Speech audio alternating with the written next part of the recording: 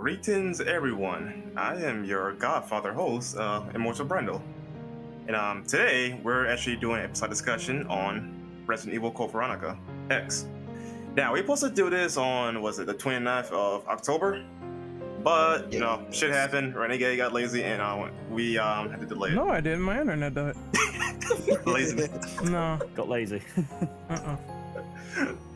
Okay, just aside though, things happened unfortunately, so we had to delay it. So, today on November 1st, because of Ren, I'm joined here by my favorite panel.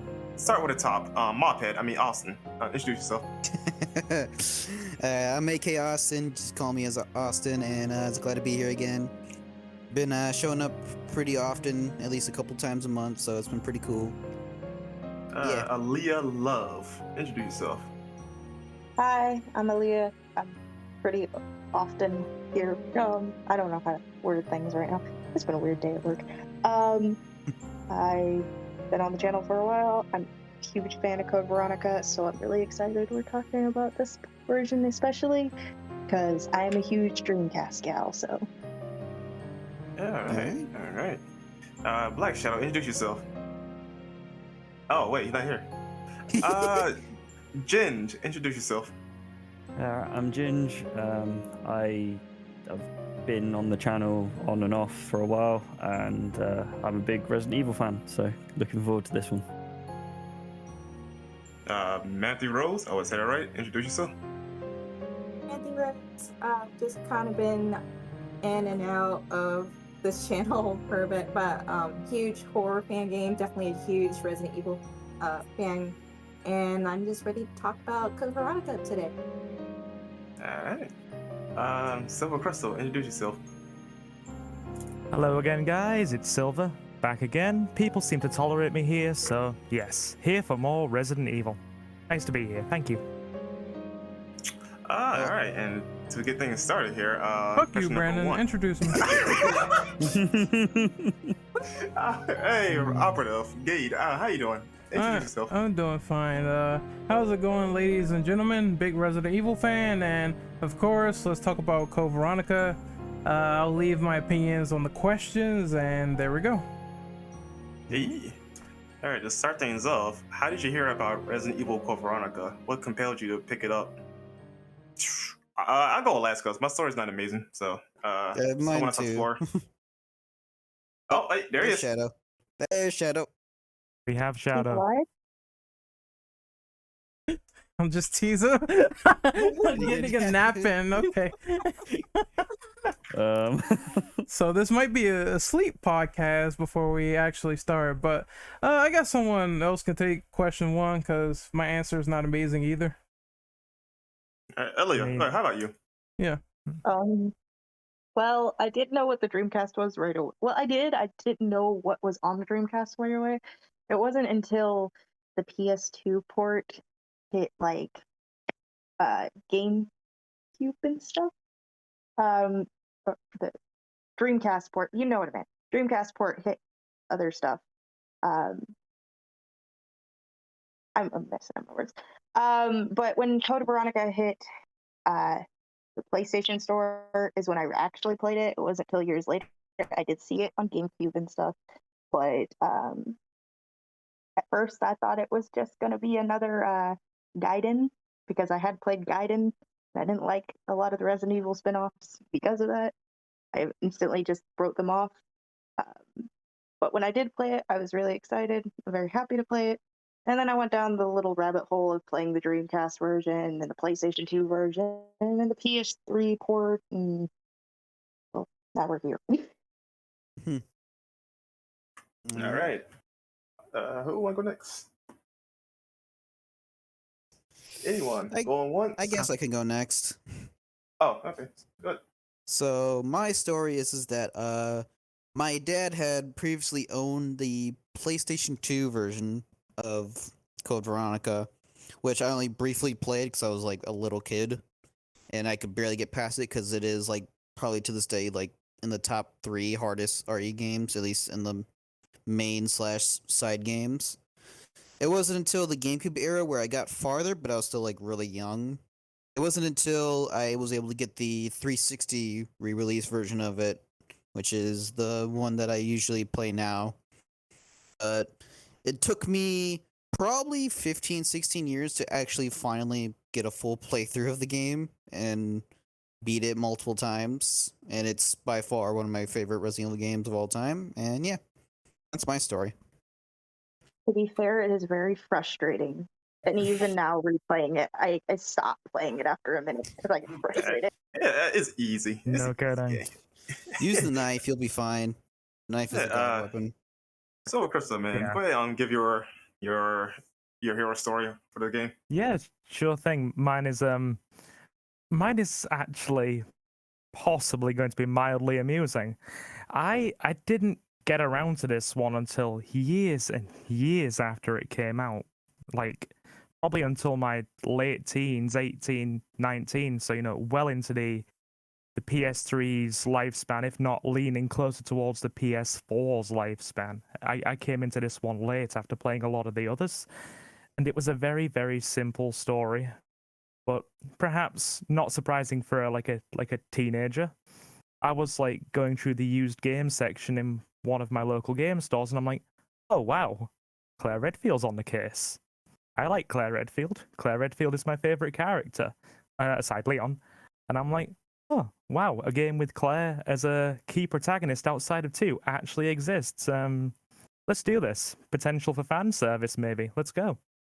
So I just picked it up and took nearly a decade to like actually get anywhere near, no, probably 7 or 8 years to get anywhere near finishing it because it was so damn hard.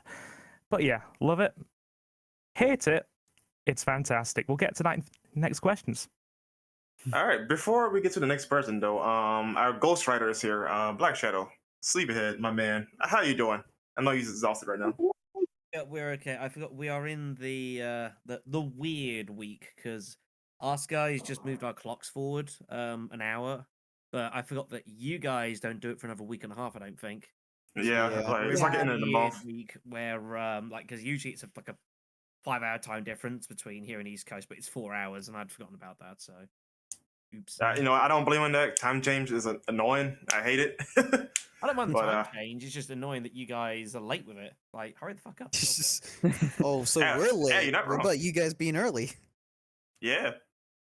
And that's It's It's the it's Sunday that they change them. It's the next Sunday coming that they change. yeah, because they're like lazy or something. I don't know. Hi everyone. Yes. Go ahead and give your intro, sir. And while you're at it, though, want to give your little backstory, your adventure on how you got into Code Veronica? Yeah. Yes, the sleepy shadow hit now. So Code Veronica. I've always felt it's a game that's easy to overlook, despite the fact that it feels like it's been remade about 6 million times in some form or another, which is great. Am I quiet? Sound quiet to me. Right. How's that? There we go. That's There a he lot is. better. My eardrums. Hooray. I'll sort that a little bit in a moment. So yeah, Code Veronica, 2000 or so. Surprisingly, I think Code Veronica was actually one of the first of the Resident Evil series I ever picked up. Due to the fact that, because of just the way my life was working at the time. Like I think it was Resident Evil 2 first. I think I played Resident Evil 1 as well at the same time I was Resident Evil 2, but it frightened me because I was young. But like, I didn't get hold of Nemesis for quite a while. I think the next game I picked up was Code Veronica, which I thoroughly enjoyed personally. It was cool to me because it was sort of like, I didn't mind the tank style controls of the game, but it felt like it was kind of like it was still old school sort of gaming, but it was the game's attempt to kind of like try and bring it a bit into the 21st century, with obviously the new engine, the new console, camera angles moved, which blew my mind in 2000. I was like, oh my god, Resident Evil where a camera is not static? What is this sorcery? But yeah, that was my sort of coming into it. It was one of my first Resident Evils. Very much enjoyed it, and probably one of the reasons that I'm a huge, massive Claire Redfield fan. God damn it! Damn you, Allison. All right. Who want to go next? Be witty with it. Who hasn't gone yet? For their story. Ms. Rose, did you go? I'll I've go Jen? next. Oh, okay. So I grew up watching my dad and my cousin play through the Resident Evil series, but I didn't actually play the games and beat them until I started streaming back in February of this year. So I had already like binge played through 0, 1, 2, and 3 and 4. And so I had picked up Code Veronica as recommended by one of my friends who's also into horror games, and I'm actually surprised I kind of overlooked this game, but I'm really glad I got to play through it. Um, but because since I played the previous older games, I got used to the tank controls, so it's a little bit easier for me to navigate while playing through the game. And yeah, I can honestly say that it's one of my favorite Resident Evil titles that I've played through. All right, that's cool. Ginge, you want to go ahead and go? Yeah, so I didn't grow up with anyone in my family playing video games or anything like that, so I came to Resident Evil really late, the whole series. Oh, you're a zoomer. Yep, yep. And I didn't actually end up getting Code Veronica until it came out on the 360 arcade, and I was just I was just a dumb teenager that was so didn't use guides or anything like that, and just tried to finish it through sheer willpower. And yeah, I loved it and hated it at the same time. But yeah, That's the it's a- relationship with any Resident Evil. yep, Honestly, yep. And yeah, and I started from like 4 and worked my way back and got like physical copies of all the old ones and went through them all. But It's like one of my other friends, but he started at Resident Evil 5 and then went backwards into getting the series. yeah, it's a very very weird way of playing them. But yeah, I still love the game for that. Hey, you gotta start somewhere, so you know. Yeah, you don't gotta play. start somewhere. All right. Austin, did you go right? Yeah. You did? Oh, well, damn. I'm by myself now. Yeah. Well, in my case, it was pretty boring. I watched somebody else play it years ago on YouTube. Then I got around to getting the HD version on PS3, along with Resident Evil 4, or was it sometime after RE4? Don't remember. So yeah, I didn't actually play the game until the PS2 to PS4 version, and that's my first time playthrough playing it. And then eventually I got the PS2 version just for the demo disc, and yeah, that's it. Nothing special, nothing spectacular. Same. My plot for getting into Resident Evil Code Veronica is pretty boring. I just simply saw the commercial, and I think it was on a flyer somewhere in GamePro, and then that was it. I just got hooked to the game from there, picked it up. I played the Dreamcast version first, and then that was history. History was made then and there in the most boring way possible. But I did really like enjoy my time with it. Of course, I have gripes, which I will get into later, but still, it was one of those things where they clearly tried their best to heighten the story, and for better or worse, I think they definitely pulled it off to some degree. Yeah, for sure. No, since you're back and whatnot, want to take number 2? Sure, no problem. So, let's talk about the gameplay mechanics for Code Veronica. What worked and what didn't in your eyes compared to Resident Evil 1, 2, and 3? Should the game still have been tank control style since the 2000s, the early 2000s? I guess I'll go real quick. This game definitely plays the same as the previous establishments with minor changes here or there. Clearly, they regressed and they took some things out that was in RE3 because, you know, for some reason these games were being co-developed. But yeah, it's good if you still like the premise of if it ain't broke, don't fix it. Which was famously one of the huge problems that Resident Evil 0 had, of course. Yeah, but right. in a way But- they tried to fix it and made it worse in some way to me. You know, like going by gameplay mechanics though, like in a way though, I feel like Code Veronica is probably like the best of the tank control games. I feel like it's the smoothest RE game I play of its kind. You know? Yeah, I've always even- felt that the game plays really, really like I think very, very well. It has some issues here and there, but like for a tank style control game, It just feels good. You kind of forget that it is sometimes. That's what I've always felt with Code Veronica. It kind of like it fools you into like forgetting that what you're basically playing is the same style that they've been having for 5 years. You kind of almost forget about it, which is pretty impressive. Yep. I was gonna say you kind of forget that it's a tank style game because of everything that they put into it. You forget that it's pretty much the same. Yeah, I can say I've had a easier time navigating through this game than I did with Resident Evil 0, for sure. Yeah, Ooh. yeah, for sure. Yeah, Definitely. Yeah, I think my theory on it is that I think it's because the camera work for Code Veronica is like probably one of the best in the series. Yeah, it's my dynamic opinion. camera movement versus literal fix in most most of the Which games. makes an enormous difference. But it was like the game has a lot of smoke and mirrors. There's absolutely no question about that. Yeah. There's lots of little tricks that are thrown in. You know, as I say, it's one of the things that they further experimented with at Resident Evil Outbreak a couple of years later on as well. Is exactly the same thing. You're playing tank control if you want to. You don't have to, obviously, because the analog system. But it's the same thing. You know, that the cameras are like railed, but they're still moving and there's still a bit of dynamic about it. And it's very good at deceiving the player and kind of like you forget what exactly you're doing, what's going on, that you're kind of, you know, you're either moving forward or you're turning, basically.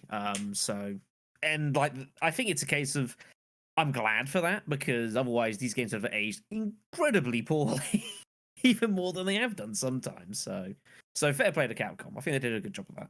I had to really get used to the new there's controls. One, Go ahead. oh, this is one major gripe though I have with the game that I'm glad no other game in the future had done it. There's this one segment where you need to put out some flames to get an item, right? However, though, I think it was Claire that uses the fire extinguisher, right? Yes. I'm not Yes. sure there's another one in the game. I couldn't find it for the life of me if there was one. But if you get rid of that item, you cannot get that the item in question. Yes. Can I get the Yeah. Magnum? Yes. This is to it later on. This is one of the things that I think is I always thought was very cool, but I understand why it didn't appreciate to a lot of people. There's a lot of the game tries to bring this whole idea of cause and effect, I think, in, and it does that obviously by getting you obviously go through the first areas with Claire and that, and then you come by later on with Chris, and then obviously with what happens to the island, Chris comes along, and while you're in the same place, everything's changed, and obviously you can do things early on which have an impact later with Rodriguez and with that sort of stuff. You've got the shotgun puzzle as well, which is a little bit of a shitty one because how you ever meant to know that the first time you play the game. It's like it kind of rewards players who are willing to spend a little extra time kind of going at the way to delve into that stuff, but it does feel a little bit unfair sometimes, especially like the shotgun one when you briefly take Claire again before the Steve situation. You know, if you take the shotgun as Chris, which you're probably going to do, I think it was the shotgun, wasn't it?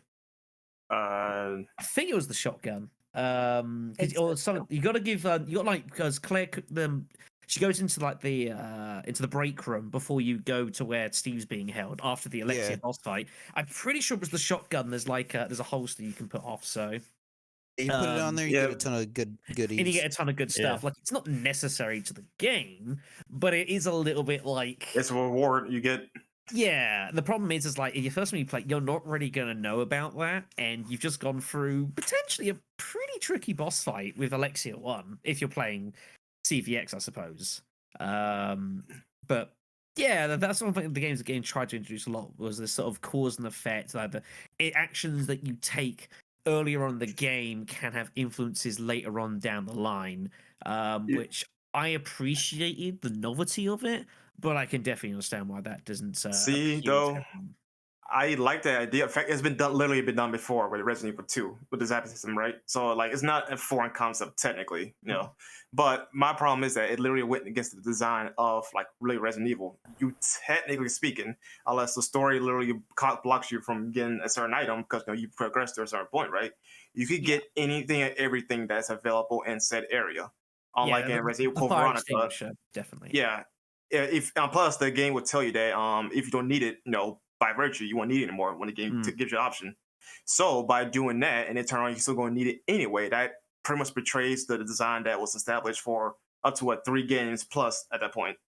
Yeah, I mean, Yeah, like the vast totally. majority of players, I'm pretty sure, didn't pick up the Magnum the first time, which you don't need to beat the game, but it's Yeah. the Magnum, and Yeah, it's a Magnum. You gotta have it. It's the Magnum. Yeah, exactly. That's Yeah. a nice weapon to have. You always had it at the end, and the fact you've got to go out your way to pick up the fire extinguisher again from the security box, and actually think that you need to do that it's a little arbitrary. I'm not gonna lie. Now I gotta ask a question here. Someone said that there's no beginner traps on Code Veronica. How do you feel about this? I mean, Wait, what's the question again? Sorry. There's no beginner traps in Code Veronica. There's no backtracking to get a weapon constantly over and over again. That is technically a lie because, It well, sorry, depends, the like- beginner's trap honestly is the respawning enemies because you're not gonna know that right from the get go. You think it's just something weird with the game, but Yeah.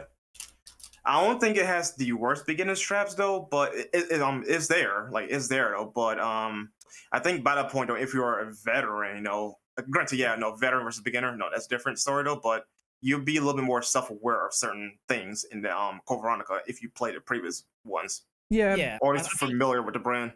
Yeah, I'm trying to think. I think in terms of just like completing the game, they don't really exist. But a lot of like the extra stuff, like you do have to do some extra backtracking for, and it's very easy to like getting a lot of the explosive bolts early on. So you can use those like in the tyrant fights and stuff. You can definitely get yourself caught out in situations that you shouldn't normally be like expected to. Also, Shadow. What about Steve? First time, Steve, Oh my. and you don't remember the hill, and that happens. You just die. I never ran into that problem myself, so like I know people have, Mhm. but it never happened to me at all. I just figured I'd bring that up because there are those moments where it's like people say they can run behind his chair and avoid him, but at the same time, you're running, he hits you like 2 times, you're pretty much dead. So that's kind of a bit dicey for new players. To be fair to the game, it is like at almost the very end of the game. Yeah. And also, to be fair to the game, it does lead you up to like when especially you walk into the room, like you can tell shit's about to go down, and you still have the option to backtrack to the item box and get hold of some goods. But I do suspect, the majority of people probably weren't quite ready for what was going to go on, or tried to fight or something, and just got butchered. And I can't hugely defend that, unfortunately. What about the the try? What about the inventory, like where you switch between Chris and Claire and zapping? How do you think zapping was done in this game? I've definitely got Ooh. something to add here. I've definitely got something to add here. We've just discussed mechanics and the way you can essentially miss out on items and that kind of thing. And now we're mentioning items potentially have to be shared. The zapping system.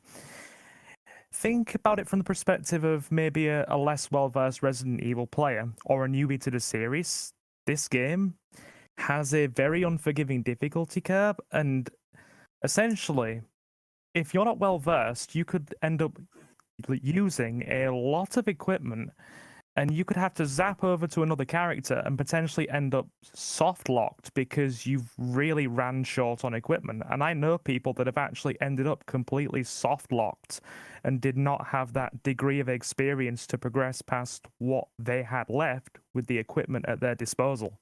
In fairness, though, you don't need to be a beginner to fall for that, right? Because it's basically by virtue though, your ignorance is the most difficult thing at the game.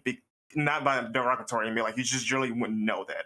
And like you say, you can soft lock yourself, especially if you overwrite your save. Some people do, right?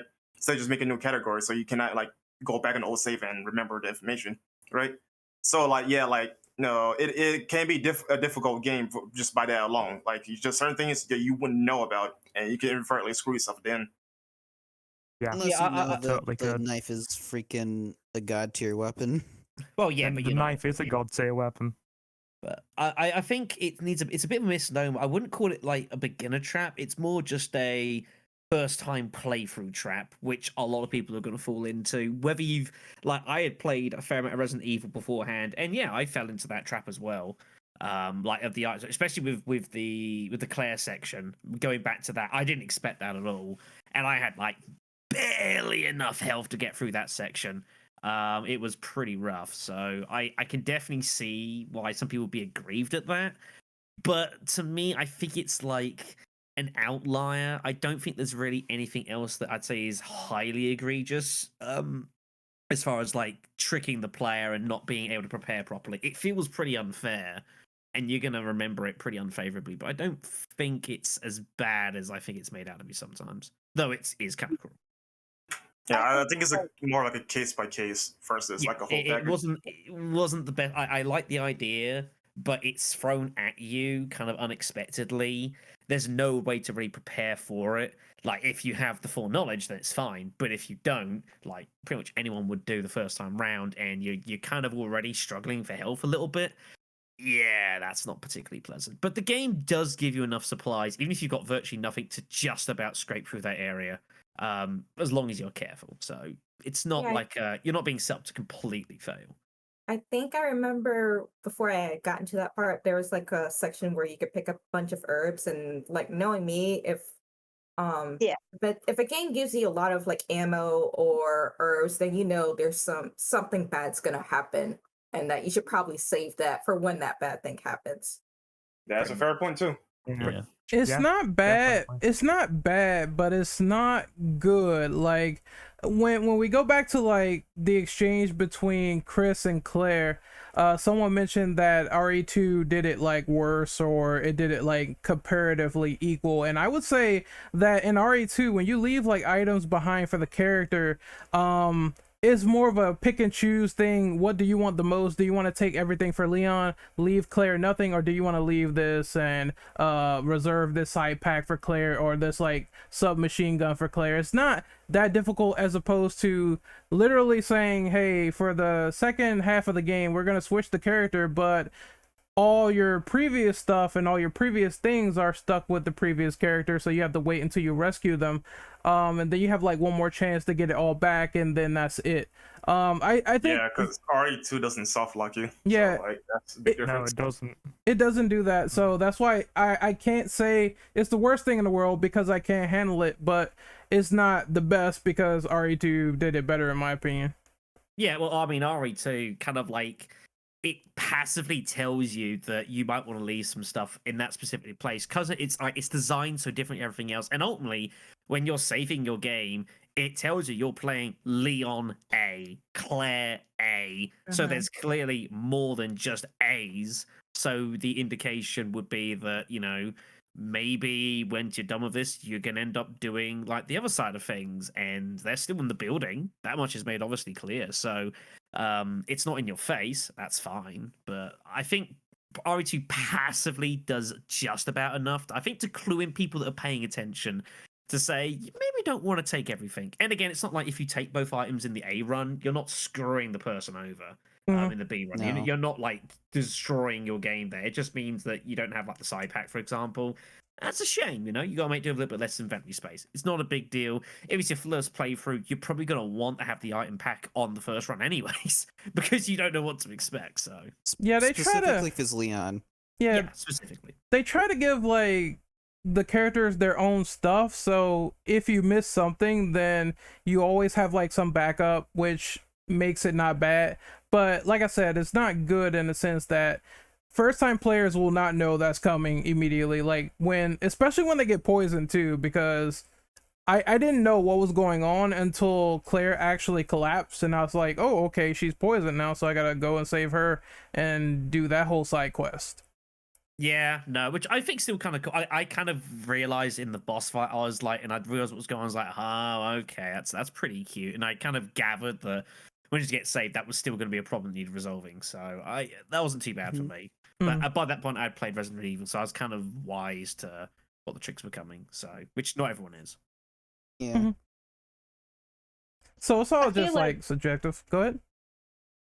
Oh, I feel like for Code Veronica, I feel like they pretty much expected that you had played at least one of the games prior and that you had some knowledge of what you were doing. I was And if gonna you say didn't, that too. that you Yeah. had some knowledge of some horror games, whether it's Clock Tower or something else. You had played at least one survival horror game prior to this. Yeah. Also, it was on a Dreamcast, so if I hate to say it this way, but if you were playing Code Veronica when it originally came out, you You're either an owned a OG. Dreamcast and you were a niche gamer already because of that, or Yeah. you went out of your way and bought a Dreamcast to play this Resident Evil game. So you already knew what you were getting yourself into. Yeah, I like think so, yeah. Essentially, yeah. But in fairness, though, like the game should have been, dare I say, dumbass proof because you should treat your every game for the most part. But same time, though, this game didn't have numbers, so you wouldn't know this would be a sequel. You thought it would be a spinoff, you know. So, what that being said, though, they should have treated it dumbass proof with they should have these arbitrary difficulty segments. yeah, I was gonna bring up the Chris Redfield fucking difficulty spike when it gets like real hard when you play as him and hunters just come out of nowhere on cameras and I'm like, holy fuck, this game is It's like literally veteran simulator when you play as Chris Yeah, because the game- because like Chris is like Chris, and like he's been through the shit before, so he expected like, okay, so I know what I'm doing, so I'm just gonna brute force it with him, that kind of deal. Again, I think it's another one where I think it's easy to think a little bit like I don't think it's that bad. Yes, there's definitely an uptick in difficulty with the fact that the hunters come in, but it's not like they're. You can ultimately avoid a lot of them, you know, with the whole way the camera system works. And ultimately, like sometimes you're just gonna make a mistake, you're gonna trigger something that sucks. But the game does give you plenty of firepower in that with the shotgun, with enhanced weaponry, whatever you picked up from Claire, if you've had the foresight, or even if you've like played through the end of Claire's section and then you've put up Chris's and you're like, oh, I see. I might need to give him some weaponry, and you might well decide to already just reboot and just quickly put some stuff away because it's easy to take everything with Claire and then leave Chris a little tricky. But like he picks up some decent weaponry fairly early on enough to deal with like a lot of the problems he has, and it's not like a lot of them are unavoidable. I think a lot of them, generally speaking, are. So I think is like if you're walking around triggering every camera trap, then ultimately that has to eventually come down to the player. no, I was You know, thinking of the I- mandatory stuff like the poisonous hunters outside and how the bosses like Alexia are kind But of yeah. to be campy. quite frank, though, poison in general in this game is complete ass because it has like the most poison enemies in the series, as far as I'm concerned. On Mhm. top of that, though, they Does. respawn. So like if you don't manage your blue orbs correctly, and I said orbs, sorry, I was thinking another game, herbs correctly, and also avoid those particular enemies, though, you're gonna be stuck in the bind of constant poison loops, which I- is just Long honestly Resident sucks. Evil spin-off there. And the moths Yeah. can lay eggs in your body, and well, you just get poison in a spot where it's like, oh, later you're not near that pack of blue herbs, so it kind of does really fuck with you at times. Not mean, only the yeah. sheer amount of enemies that have poison, I think it's also by virtue of the fact that poison is at its most dangerous in this game comparatively to a lot of the others. Like, I'm coming at this from the perspective of somebody who's played a lot of pretty much played all the mainline stuff and Outbreak, and poison is pretty brutal in Outbreak, but it feels even harder in this. Like, you can get poisoned at fine, and you can be down to danger in about maybe a minute or two flat. It Mhm. eats through your health at a Yeah. rate of knots. It's crazy. It's like it does like 10% every like 5 seconds of damage. Yeah. It is crazy. It's pretty If you go aggressive. from Yeah. RE3 to this, which a lot of people did, you're going to be very irritated very quickly with the poison. Because RE3, it did go down somewhat rapidly, but not near as much. Plus, And the so you at least, web spinners are dumb and they can be avoided. yeah, you can throw Yeah. them away. You can't do that here. You're. I hate to say this, but you're basically screwed. Like you're gonna get poisoned if you get caught. Which is Yeah. just the way, and yes, you got to accept with that. But I didn't mind the uptick of the difficulty with the poison because so many games, poison was just like a thing that could happen occasionally. and if it did, you had so many blue herbs at your disposal, like it didn't matter. It was like the first time in the series where being poisoned made a difference. It's just it probably went a little too far. Like, Yeah, that's my problem with that. I do agree with that standpoint as well. Like, there's a very little poison enemies, so what's the point of having it, right? Yeah, Which I can see why I say like Resident Evil 3 Remake, for example, they got rid of blue herbs Completely. and no poison enemies, so because they only have one in like the previous game, right? So it makes sense. But as you also said, like they went a little too far with it. Plus, also, there's a segment in the story where if Claire gets poisoned, you have to run to get serum for her as well. So, like, yeah, with the Yeah. the thingamabob fight, which generally speaking, you're gonna get poisoned. So Yeah. yep. If this goes back to is this like friendly towards beginners? If you're not aware that you need blue herb, you're screwed. Like you'll look at it, go, oh, what's that? And if you're a beginner, you're not gonna realize I might want to hoard some of that just in case, especially going into this game, in case you get poisoned. I do find it kind of ridiculous that you need to go get a serum for Claire, even though herbs did the trick when you fight the monster. I mean, the game does specify in Yeah. files that Nosferatu does work kind of different. I didn't mind that; it was like fine. Yeah, but like, Because you know, If you get wasn't the poisoned by first. Nosferatu, you can't cure with blue herbs. Yeah, Yeah. and it I specified found out talked the about hard that way. in the files, so I didn't mind that too much. But the thing is, like, ultimately, if How you're playing this convenient, though. game and you die once or twice largely because of poison, like, is that really that bad a thing? I don't think so. Like, you die once or twice to it, you realize, okay, I need to actually keep on top of this stuff, and you go through the game largely prepared. I don't think that's that bad a thing, really. Yes, I'm not saying it. No, go ahead. I was gonna say Go. some people are stubborn too, though, and I can see this being the reason people get irritated. I see this a lot with Resident Evil games. People come from other genres of games, start playing the Resident Evil Other games, genres. Ew. and then Well, they're like, "Oh, I can just run through this." No, you got to monitor your inventory and stuff, and so they will take it as a challenge when they get poisoned to try to survive. And that's a lot of the flack in my friend circle that I get, and I'm sitting here like, that's because you're not paying attention to your stuff. You Yeah. gotta pay attention to the Yes. stuff. Yeah. you know what? I've That was listened. me one time in RE2 Remake. I got poisoned by the G adults. I'm like, you know what? Fuck this. I'm just gonna go to the next segment and heal myself that way. I had enough of this. Brute force it and go. And yeah, I made it out alive though, but God, that was not fun. Oh, you know, Other are we finished with genres. this question? I was just gonna add, when people who come from Dark Souls say Resident Evil is hard, I've had that before in my own circle of friends. People who came Yep. from Dark Souls said Code Resident Veronica's and Evil Dark is Souls. Yes, I had someone play Dark Mm. Souls 2, which is a whole hell of a handbasket. Yes, Sorry, it Southern is. thing. And Mm. so they played that immediately, like 6 months after Dark Souls 2, and they're like, "How did you finish this?" I'm like, "It took a lot of patience." It's like, well, I'm here to kill things, not be patient. I'm like, you gotta find a happy balance. Yeah, exactly. It's a survival horror game. You're not meant to kill everything. That's not the point. So, but that's just the way it goes. And Code Veronica No, can be pitching, but it's like, So my same friend is one of the people that picks on me because in Fortnite, when I play with the people who play, I will sit there and hide and like play it as if it's a survival horror game until the end, and then I shoot people and I get like in the top 10 because I'm hiding. yeah, that's They a pick on me all perfectly the valid. time. I mean, It's like, I'm delving into Fortnite for the first time in like a few weeks. I've never played it before, but that's a perfectly Yeah. valid strategy. You're not Yeah, it rewarded is. for. You don't you have to just kill avoid everyone. everybody.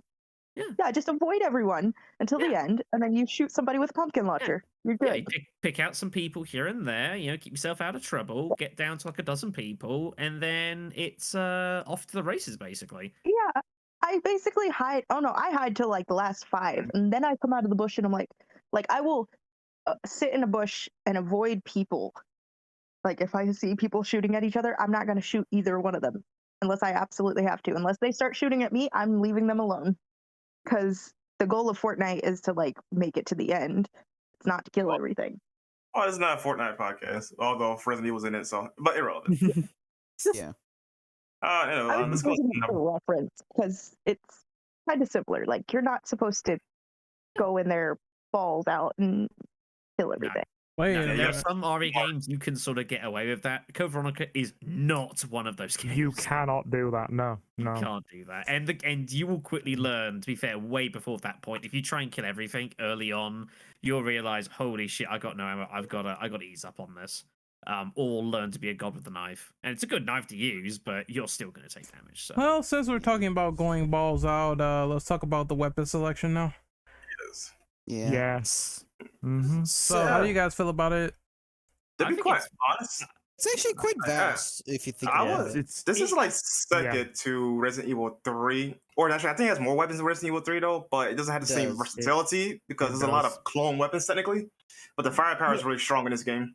Mm. Crossbow Spaz and shotgun is great. I was gonna say the crossbow, Oh. handgun, and the Ingram are honestly frequently used by me if I can find them. So having variety is probably one of my favorite parts of the game, is not having a small amount of armory. Yeah, it's really nice. Like for me, I'm usually like a shot girl type of girl when it comes to horror games, especially Resident Evil. But I also really liked using that crossbow. That has saved me numerous times throughout my playthrough. Yeah. It's just really nice to have that variety to choose from.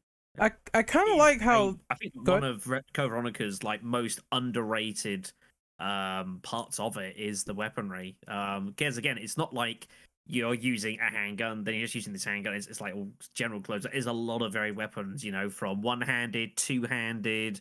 Some of it obviously takes more inventory space because it's like an AK or whatever else, which is, I think it's always really good in the old games. I wished more Resident Evils did that. You know, using the same amount of space for like a herb as you do for like a rocket launcher. Is like, how does this make any believable sense? So, and it all feels good. It's generally fairly effective. Some of it's a little gimmicky, I suppose. But I've always thought very, very strong suit. One of the best weapon setups, I think, in the series. I legitimately believe that. Yeah, especially comparing to like the first 4 games, which is obviously Code Veronica 3, 2, and 1. I'd say this one's like number 2 behind Resident Evil 3 because it just likes versatility versus RE3's sandbox weapons. Because you can use all the weapons for various reasons. For and not obviously enhanced, free, that kind of stuff. Yeah, free gave you the opportunity to like you could kind of choose what weapons you wanted to use and focus a lot of your ammo efforts on that. Whereas the only thing you got with that in Fast Code Veronica was, do you want to make some explosive bolts, which you're going to do because they're superior to the basic bolts. That's about it.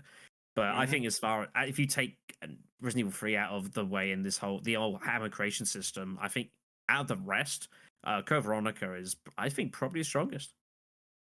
Yeah. Code Veronica is clever because it doesn't just give you that large amount of weapons that you guys mentioned. I've actually got about 80% of the list compiled right in front of me, and it's pretty large. It gives you all of these weapons and a very limited amount of ammo for each. I'd say even comparatively to Resident Evil 3, a very limited amount, and then says pick and choose. You can choose, and some things are better suited for various situations. So there's a strategic element of play there as well. Yeah, and you're forced to make use. Like, you can't just like sit with a couple of different weapon types and basically just run with those, which is a problem you've had sometimes with Resident Evil. That's not the way. Like, you pretty much have to make use of all the weapons at your disposal in some form or another, and it's up to you to determine how best you want to use it. If you get a hold of like Steve's machine guns, for example, like, what do you want to use them for? Do you want to just blast away at one particular thing, or do you try and like take out multiple dudes at once?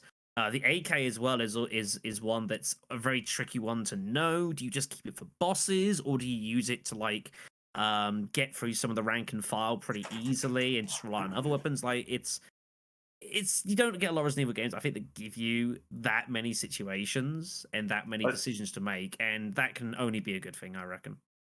Although with the AK, I just use that for crowd control, clearing out all like zombies in my way, because you get another magazine anyway. So like you can get away with at least using that weapon compared to, like, say, Resident Evil 2 does have magazines for the SMG though, but you got to go out your way to find them.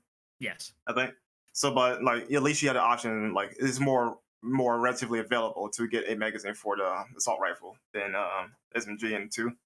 So like you could get away with just blowing through like a couple of zombies with it and then saving it for later. Yeah, there is a couple of points of contention though, because I'm gonna bring up the fact that the bowgun arrows by themselves without the explosives are pretty garbage in my opinion, as well as the confusion that lies around the bow gas, because apparently it's only certain enemies it will affect, but others it like puts their health down by like 50%. And I thought that was like kind of weird because they don't flinch or react to it. It just happens, and then you have to finish them off with something else. Yeah, I think the gas actually works realistically.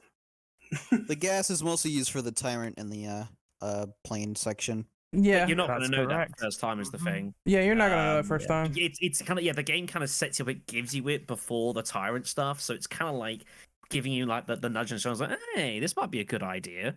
But you might decide not to use it there and then hold it for later on, and you realize like you're like looking at it thinking, what the fuck does this actually do? Like, this is so weird. What is going on here? But I think there is a file somewhere that talks about the gas rounds, and like it kind of in a roundabout sort of way explains how they're meant to work. But I think it was a little bit too gimmicky, because if you don't use against the tyrant, then they're basically useless. And you could definitely, like, if you've been conservative with your ammo use, you could definitely beat I think I remember the first time I played the game, I didn't use the bow gas rounds on the tyrant at all. I used other stuff. I can't remember what exactly, like basically other grenade launcher ammo. So I then had these things. I didn't really get what they did, and it wasn't until afterwards I learned how it works. So the bow gun I don't think was that bad, but it required a little bit of nous to get a lot of use out of. But yeah, the gas rounds definitely, I think they're a bit too gimmicky. I just think it takes forever to kill like your standard zombie compared to like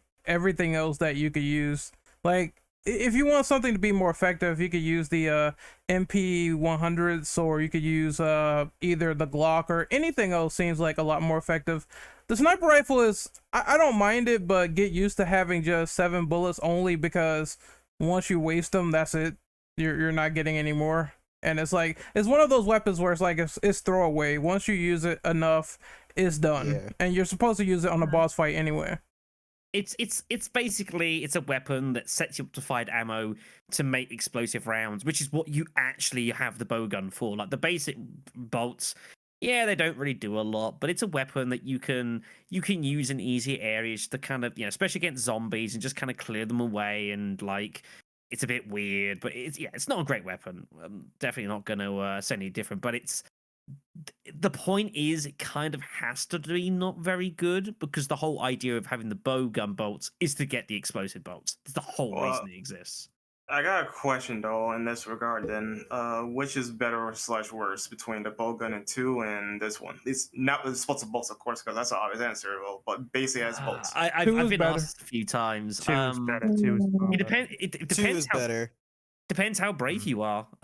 Basically, like if you're happy to run up to shit, and have a war, then yeah, of course you definitely want to use the Resident Evil 2 version, because the way it works. But it probably has more use as well, because like the bowgun doesn't really do a whole lot in CVX, and at least in 2, like if you're willing to go up close to like lickers, like you can do a lot of damage with the bowgun. So It's probably 3 shots with See the though, bowgun. like I do think that the bowgun is actually slightly underrated in 2 by privacy, because you can clear out zombies pretty quickly.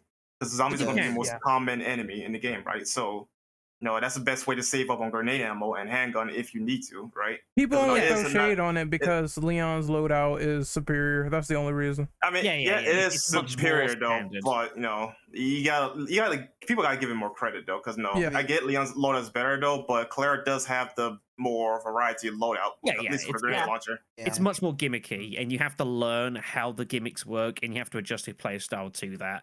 Yeah, Unfortunately, Clara can destroy the game if you know what you're doing with the ammo types. you can do a ton of damage. It's just the problem is that generally speaking, you're putting yourself in more danger as Claire than you do as Leon, because his is obviously a much more what's the word I'm looking for here? Much more kind of normal sort of weapon set. It's just bullets and guns. You're not using bolts. You're not using scattering grenade rounds and that sort of stuff. So Claire's equipment is purely situational. Sorry, I lost my trail of thought for a second there.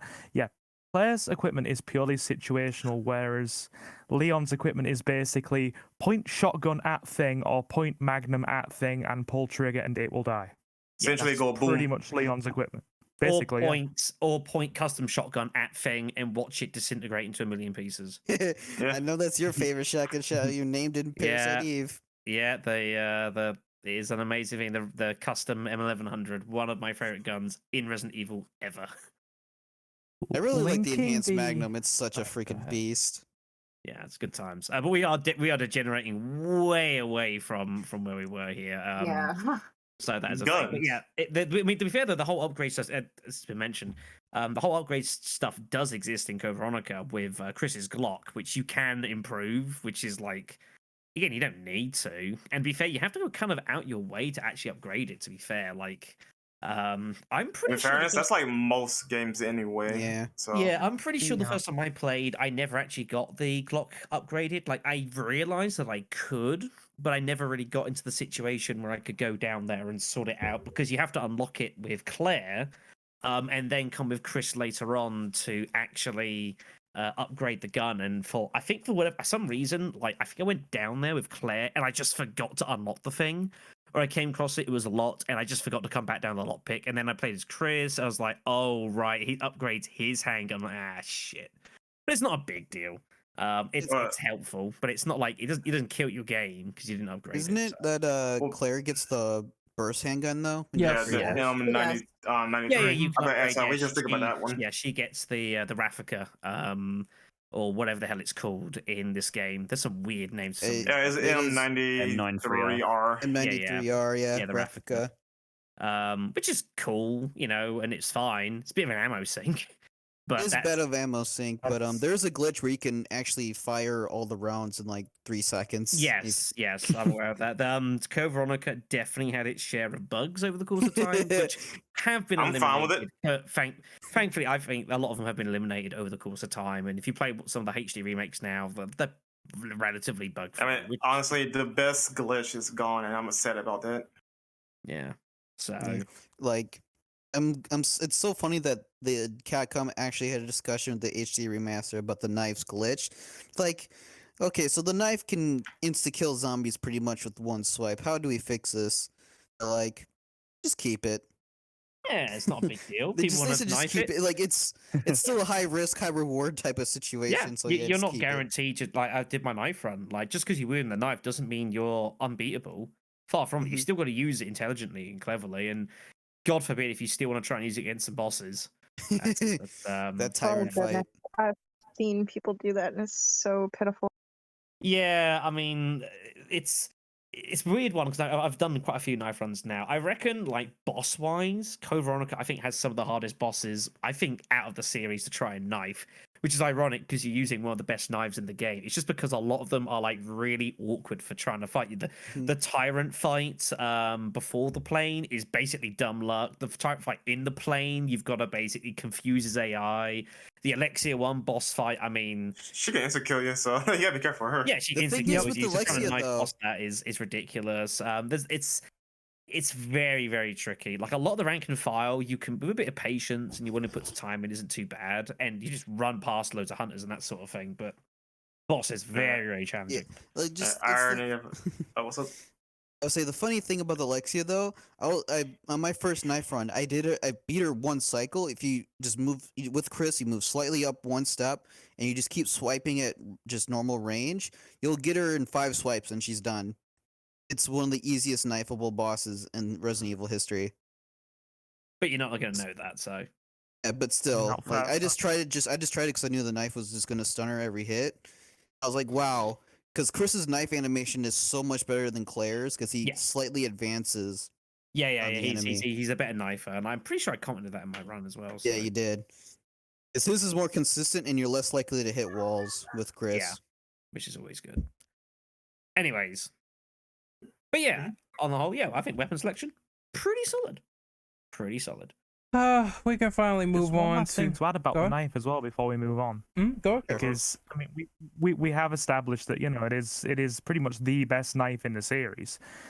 But think about it from if we link that into the core gameplay mechanics of Resident Evil, which is conservation and survival, yes, you can use it, but if you don't use it skillfully, you're essentially conserving ammo by not shooting things at the expense of your health by being bitten and scratched and horribly murdered by things. So it's a trade-off. Yeah, and this is not a game that gives you tons of health. Like, it's there, but it doesn't like throw health at you like some other Resident Evil games have done. So it's at a certain point you do get a decent amount, but like at the beginning to mid range, it's super scarce. Yeah, to be honest though, I don't think a lot of people like playing the game like for the first time are really going to entertain the knife. The knife has always been a you got to use this if you fucked up basically situation. And that's kind of the role it should have, the knife. I mean, to say it's the best the knife in the series is a very low bar. Yeah, they're not good in previous games. But the thing is that the knife can actually carry a lot of the game, and Code Veronica's the thing. Yeah, but it's can. life. So, I mean, hell, it's I a low think bar. I recommended it on Alexia 1 is like the best way to kill her is with the knife. No. So can we move I was on just gonna say to it's- creatures? Yeah, I'll One rate last this one thing for a off. giggle, and I promise we'll move on. Just one last thing for a giggle. You got 5 You seconds. mentioned, Go. yeah, right, okay. Now the other knives comparatively are so useless they might as well heal enemies when you stab them. That's about it. Okay, that's I like that one. Please move on. Go ahead. Okay, so creatures. Let's Yeah, talk about I those. full swoop about the Okay. creatures. No, I'm gonna go first on this one. I'll say ahead. this though. This might sound like a hot take, I guess. I don't know how people feel about this, but I feel like it's like a middle ground between 3s and 0s on enemies design. 3s because of one, the variety and how many on screen at once, depending on where you're at, and 0s in terms of difficulty. I'm using that in air quotes because you got some unfair enemies in this game. I'm not going to lie. They got so many poison enemies. It's the fucking sweepers. I hate those things. They can poison you in one hit every single time. we'll get there. I've been lucky. Among other enemies though, but at the same time though, there isn't like enough enemies on screen at once though where you actually make you want to use your weapon if you don't know how to dodge enemies correctly, right? So you gotta pack variety, but some of the enemies by design is just not that great. So it's like a Yeah, weird middle Snatches ground anyone? between the two. Yeah, no, I think Mm. that's. I think it kind of largely sums up. Some of them are fine. Like, you know, fighting Bandersnatches can be fun. Like, to be fair, like the first Bandersnatch fight, I actually reckon is quite enjoyable because it's kind of wacky and like there's not really anything like it before. And yeah, you can go up and down the stairs. Knifing that thing, by the way, holy fuck! I just want to go back to that. Knifing that thing, man, that sucked. But yeah, I think the enemy design was fine. It was fairly standard. You know, you got your zombies, you got your dogs, you got your hunters.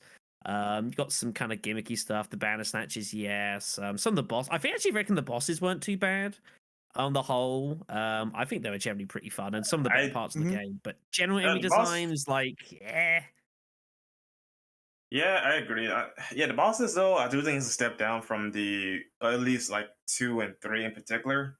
But I don't think they were definitely the like the better strong best. point I of don't the think they were game. the best. I think some of them were all right. I think the overall. only I didn't mind Alexia 1 though. I do enjoy like it's like a puzzle fight. You know, you gotta avoid her trapping you and instant killing you.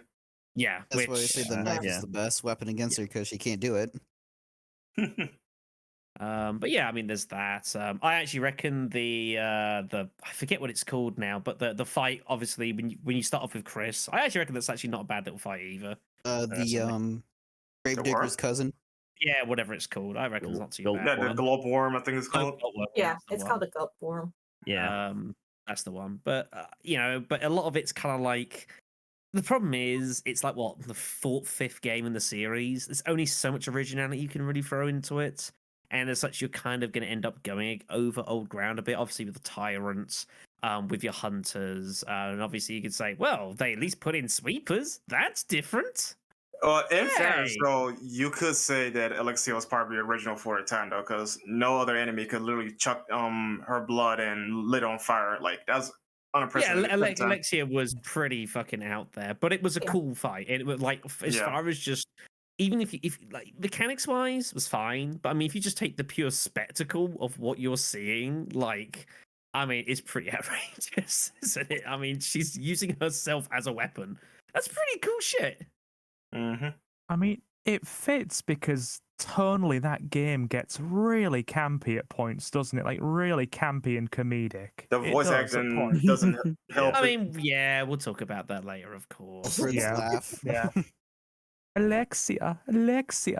Good lord. Oh, Okay, you need to stop. You need to stop. You need to stop right there. You need to stop. Oh, man. No more. No more out of you. That wasn't me. That was Austin. that okay, was who it me. was, man? That was too accurate. Stop it. You will be kicked. Put a bullet in my head now, please. I will admit though, in the Darkside Chronicles, Alfred is still annoying, but he's not fucking squeaking like a fucking mouse. That's actually a He's good a idea. sorry, We'll talk about later. Yep. But Yeah. can I say the Albinoid was like useless, please? Yeah. Please, Very so useless. useless. It was. It's funny because you say Alexia 1 was a puzzle boss fight, and effectively the Albinoid was also attempting to be a puzzle boss fight. It just got it You- wrong. Yo, like you can literally Yeah. just run in, grab an item, and get out. And If you get want out. to, Literally, you can just run in, take it, and just take a fair amount of damage. To be fair, but you can just do that and just take the hits and call it a day. Like you're not a boss. Exactly. Yeah, if you You can ain't missing. do that- You're not going to miss anything. Well, aside from a potential death if you fuck it up, but Yeah. still, like you can literally go in, get out, and call it a day. Has anyone tried to If you kill have it? good RNG, you can only take one lightning. Yeah, I damage killed it and get out. before, but I'm like, why am I wasting ammo for? Let me just go in and grab it, and leave. But it depends. Yeah. Like obviously, if you go in that situation, you ain't got a lot of health. You're kind of forced to fight it. If you've got a lot of health in the bank, then it's a decision you can make. But that's only In because fact- you've, in theory, played well enough to give yourself that opportunity there and make that decision. Like if you're just crawling around, you've got maybe like a first aid spray and that's it, and you see what's going on, like, and you see that I'm gonna have to run into this thing, pick up this thing, and leave, and it's gonna wreck me as I do it. Then you are being forced into the fight. So. Well, realistically speaking, though, you should have at least two on you, healing items on you to. I mean, you circumvent should, that but thing. if it's your first playthrough, You're not. Yeah, gonna even on my feel first any of playthrough, I that. had like 4 healing items on me at the time. So, like, speaking from my experience, of course. yeah, well, but I then can't speak great. for everyone. You've played well enough to give Yeah. yourself the to allow yourself the opportunity to make that decision. Not everyone's going to be able to do that. I mean, realistically though, when you do take the lightning damage, it's like if you take like 3 of them, is like which drops the health state. It doesn't really do a lot of damage because you can just Exactly. grab it and get out. To be fair, Sure, if you're lucky, you get zapped at least 2 times, or 1 if they are stupid. I've been zapped once because I got really good RNG. Yeah, it's a shame because it's like the whole Albinoid thing is set up pretty well with like when Clarity first gets into the facility and the dude gets attacked and like the ceiling off, like it's, and then obviously you then obviously do it later on with Chris. I think it's a case of, I think it was set up pretty decently, but the payoff was just like it wasn't even a payoff. It was like a loan. And just you've didn't like go anywhere. the game's like, right, I want more than 20%. You're like, really? Come on. The loan with extra interest rates that you didn't.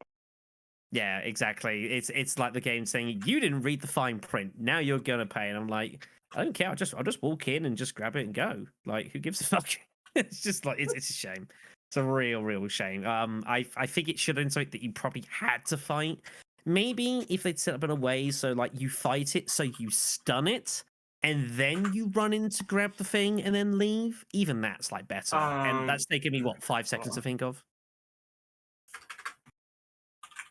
So you know that's how I approach it. I think it was a failure execution. Not there isn't many, but they just got it wrong, and that's the way it goes sometimes.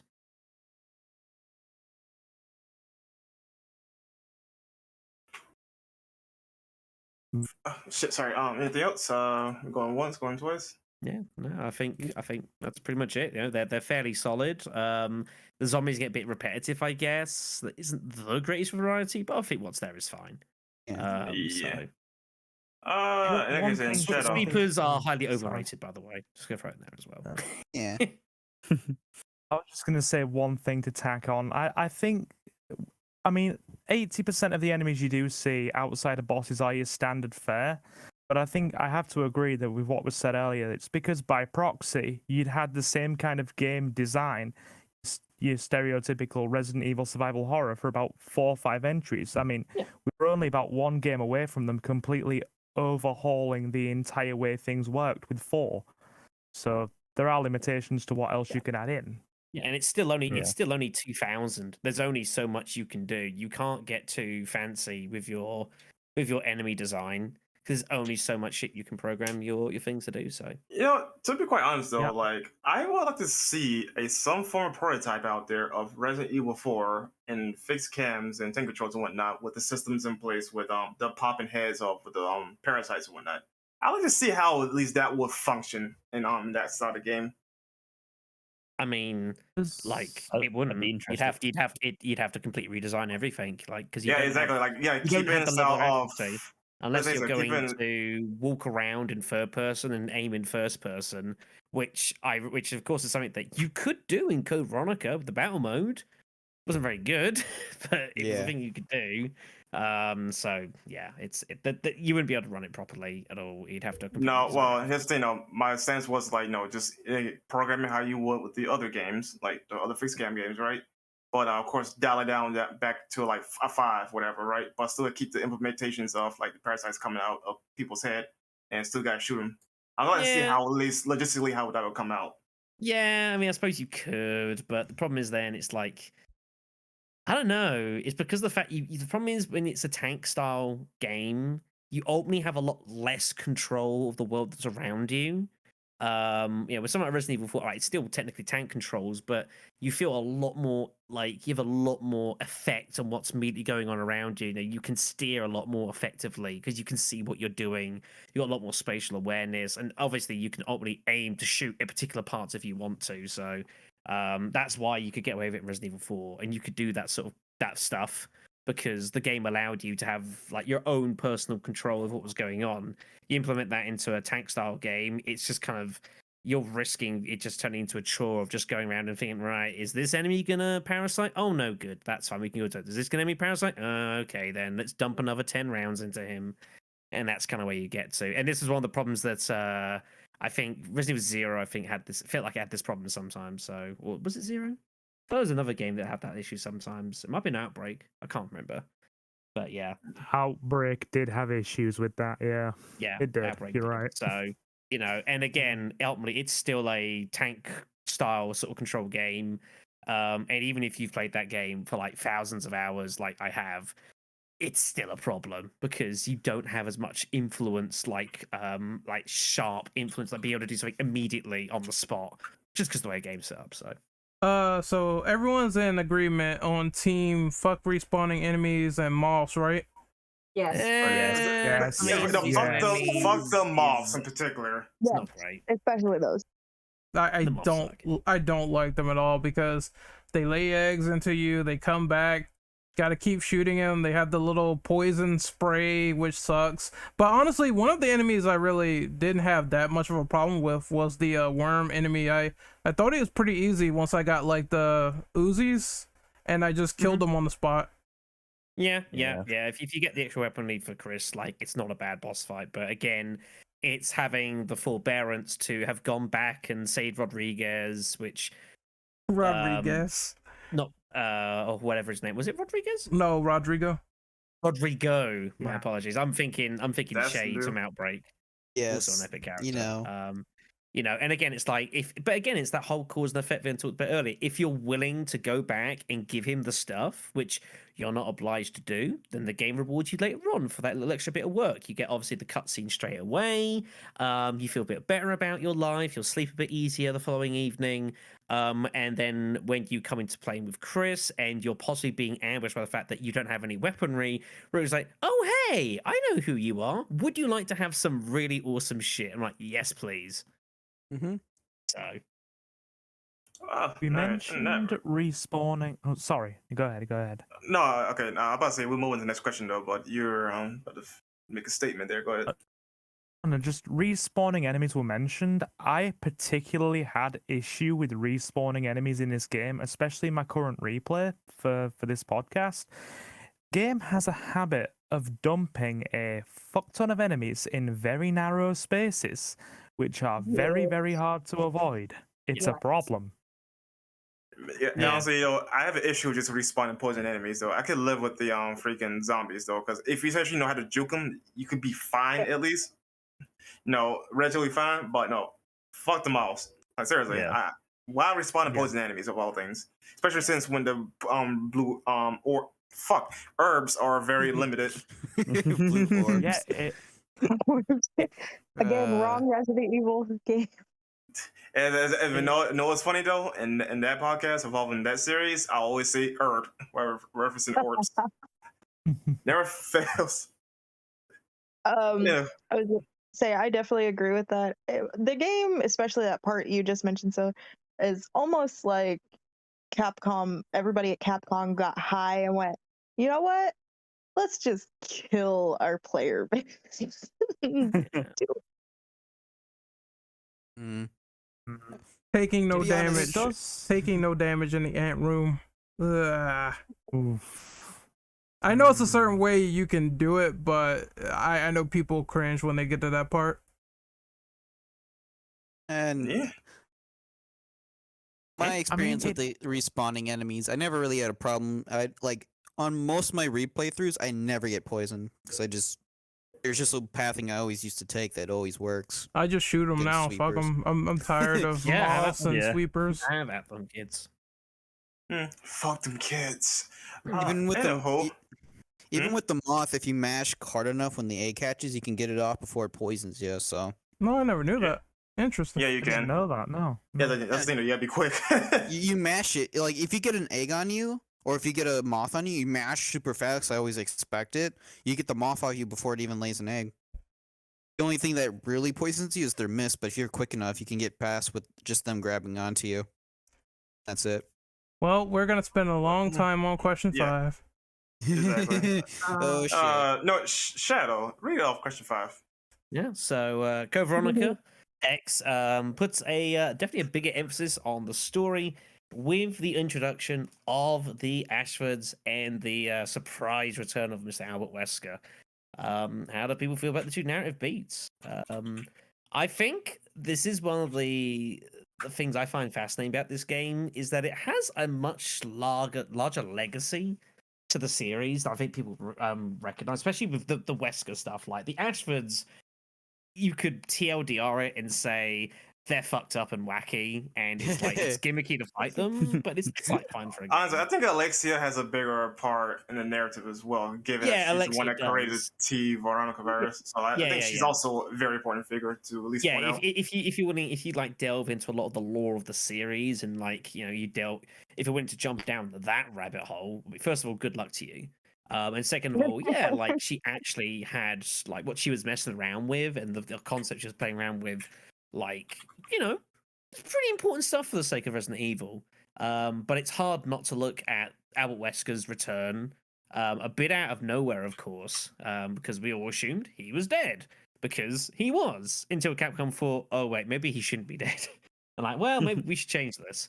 And they obviously retconned the whole thing. But like I do definitely remember when like Wesker, when I think it was obviously with Claire and like going through to the manor, and just hearing the laugh, I'm like, you son of a bitch. I just remember I immediately realized what was about to happen. I was like, well, damn, but it's very, very cool. It's obviously something that made a huge influence to Resident Evil 5. We now know why Chris decided he needed to get swole, and he did very, very quickly because he got his arse handed to him. Oh. But yeah, in fairness though, it did work. So yeah, it did ultimately. Yeah. So yeah, Wesker's return was obviously a huge surprise. Instead of say Resident Evil 5, where it was basically like the open secret, where like if you'd played the game before, it was really weird because if you played the game before, you kind of maybe predicted it, and then when they surprise revealed Wesker, it's like it's not as big an impact in a way I'd ever found. But with Code Veronica, it's like it's out of nowhere. I was like, holy shit, it's you! Holy Christ, look at his eyes! Oh, what's he doing? Honestly, it's always like the first time experience type deal. Like, I wish I could erase a memory and seeing that again at Wesker's back somehow. Like that, it's just impactful. Yeah, definitely. And the thing is, like, it was left a long time to kind of sit as well. Like, obviously with the events going on Rockford Island, and like you kind of generally pretty quickly realize that what's going on has not been caused by the island itself. Something has gone on here, and you're just caught up in the middle of it. And when because it is Wesker, you're like, well, damn, And even if you haven't played the series before, like you still look at him and think, okay, this is a problem. And if you obviously have played the series before, then it's a nice callback to everything going on. And of course, the irony being that it's not Chris that finds him, it's Claire. And of course, how that all plays off, which I think is very, very cool. So I think that was very well set up. I'll talk more about Alexia in a bit, but I think like Wesker and how it's set up, I think was very, very well done. So I want to talk about twin sis. Here we go. Oh No, Lord. that's all you, boy. Oh I think- Lord. I think the Wesker turn was, like you said, unexpected, but also like they hadn't built anybody else up that bad, like to the point where we absolutely blood boiled just seeing their existence. So bringing him back wasn't necessarily a bad thing. Now, however, when I first played through, it kind of, I'll be honest, pissed me off. I'm like, why the fuck are you here? I mean, that's the correct reaction, yes. To be fair to Resident Evil, like they hadn't really ever done this whole business of like bringing back people ever. Yes. So it wasn't... apart from Umbrella as a whole, like every time there's been like a new kind of like bad guy, you know, obviously Wesker betrays you in the first one. The second game you've got Birkin, Resident Evil 3, it's Nemesis, and then Nikolai. So it was the first time they'd ever done anything like this. I think it's why it had more impact, because it was the first time. And then they I'm sorry. And then they overdid it later. It got completely oversaturated, and then it became a gimmick of itself. But this was at a time where it was still fresh, and it still had meaning. And you know, it wasn't. You could definitely have thrown in. You could have made a new person up to be the commander of the HCF, and I think that's fine. But like, it was a nice tie-in, obviously, with the whole Redfield saga. It was like a nice side plot to go into, and it was clear, and obviously that it's not paid off as well. It gives it a lot of ground to kind of advance that story to be resolved at a later date as well, which I have no issues with at all. I feel like if they would have made a new villain, it wouldn't have had the same "I want to chuck my controller across the room" effect that it did playing through it the first time. No, they kind of tried to marry this in the game with the Ashfords, but I think they needed someone familiar because this ties everything back to RE1 in a nutshell, which makes it work really well. And sorry. I was going to say one last thing. The thing is, well, because at this point, this is like, what, the fourth or fifth game in the series? Yeah. And there does come a point where you're not just like, with Resident Evil 1, for example, Resident Evil 1 was a standalone game because they didn't know when they made Resident Evil 1 that they were still making games 25 years into the future. You know, it's a one and done, basically. Your cops go into the mansion, loads of them get killed, you get betrayed by one, but he gets screwed over himself at the end because he's an idiot. And then that's all great. Obviously, they had to then retcon this later on to then get Wesker back into the story, which is just Resident Evil in a nutshell. But there comes a point.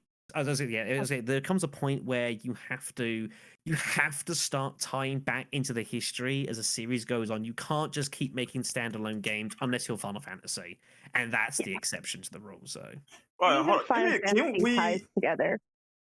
Yeah, it does. But can we appreciate how Capcom retroactively retconned Wesker? Yeah, I didn't mind. Sorry, everyone. Let's mute ourselves. Someone has posted something very silly in our chat we use to like bring up bits and pieces. Yeah. Goddamn people sometimes. Goddamn them. It's basically an eggplant infected T-virus penis, okay? Alright, make this work real quick. I like to think professionalism would dictate that this gets cut from the podcast. However, knowing Brandon's gonna stay and then he's gonna post on Twitter a screenshot and be like, "This is what we were talking about." Oh my lord! Someone has to play the straight guy, everyone, and that someone is me. Okay. I'm gonna rewind it back to the lore. Please do. Yes, please. The heavy lore, the quite liquidated lore that we have in front of us.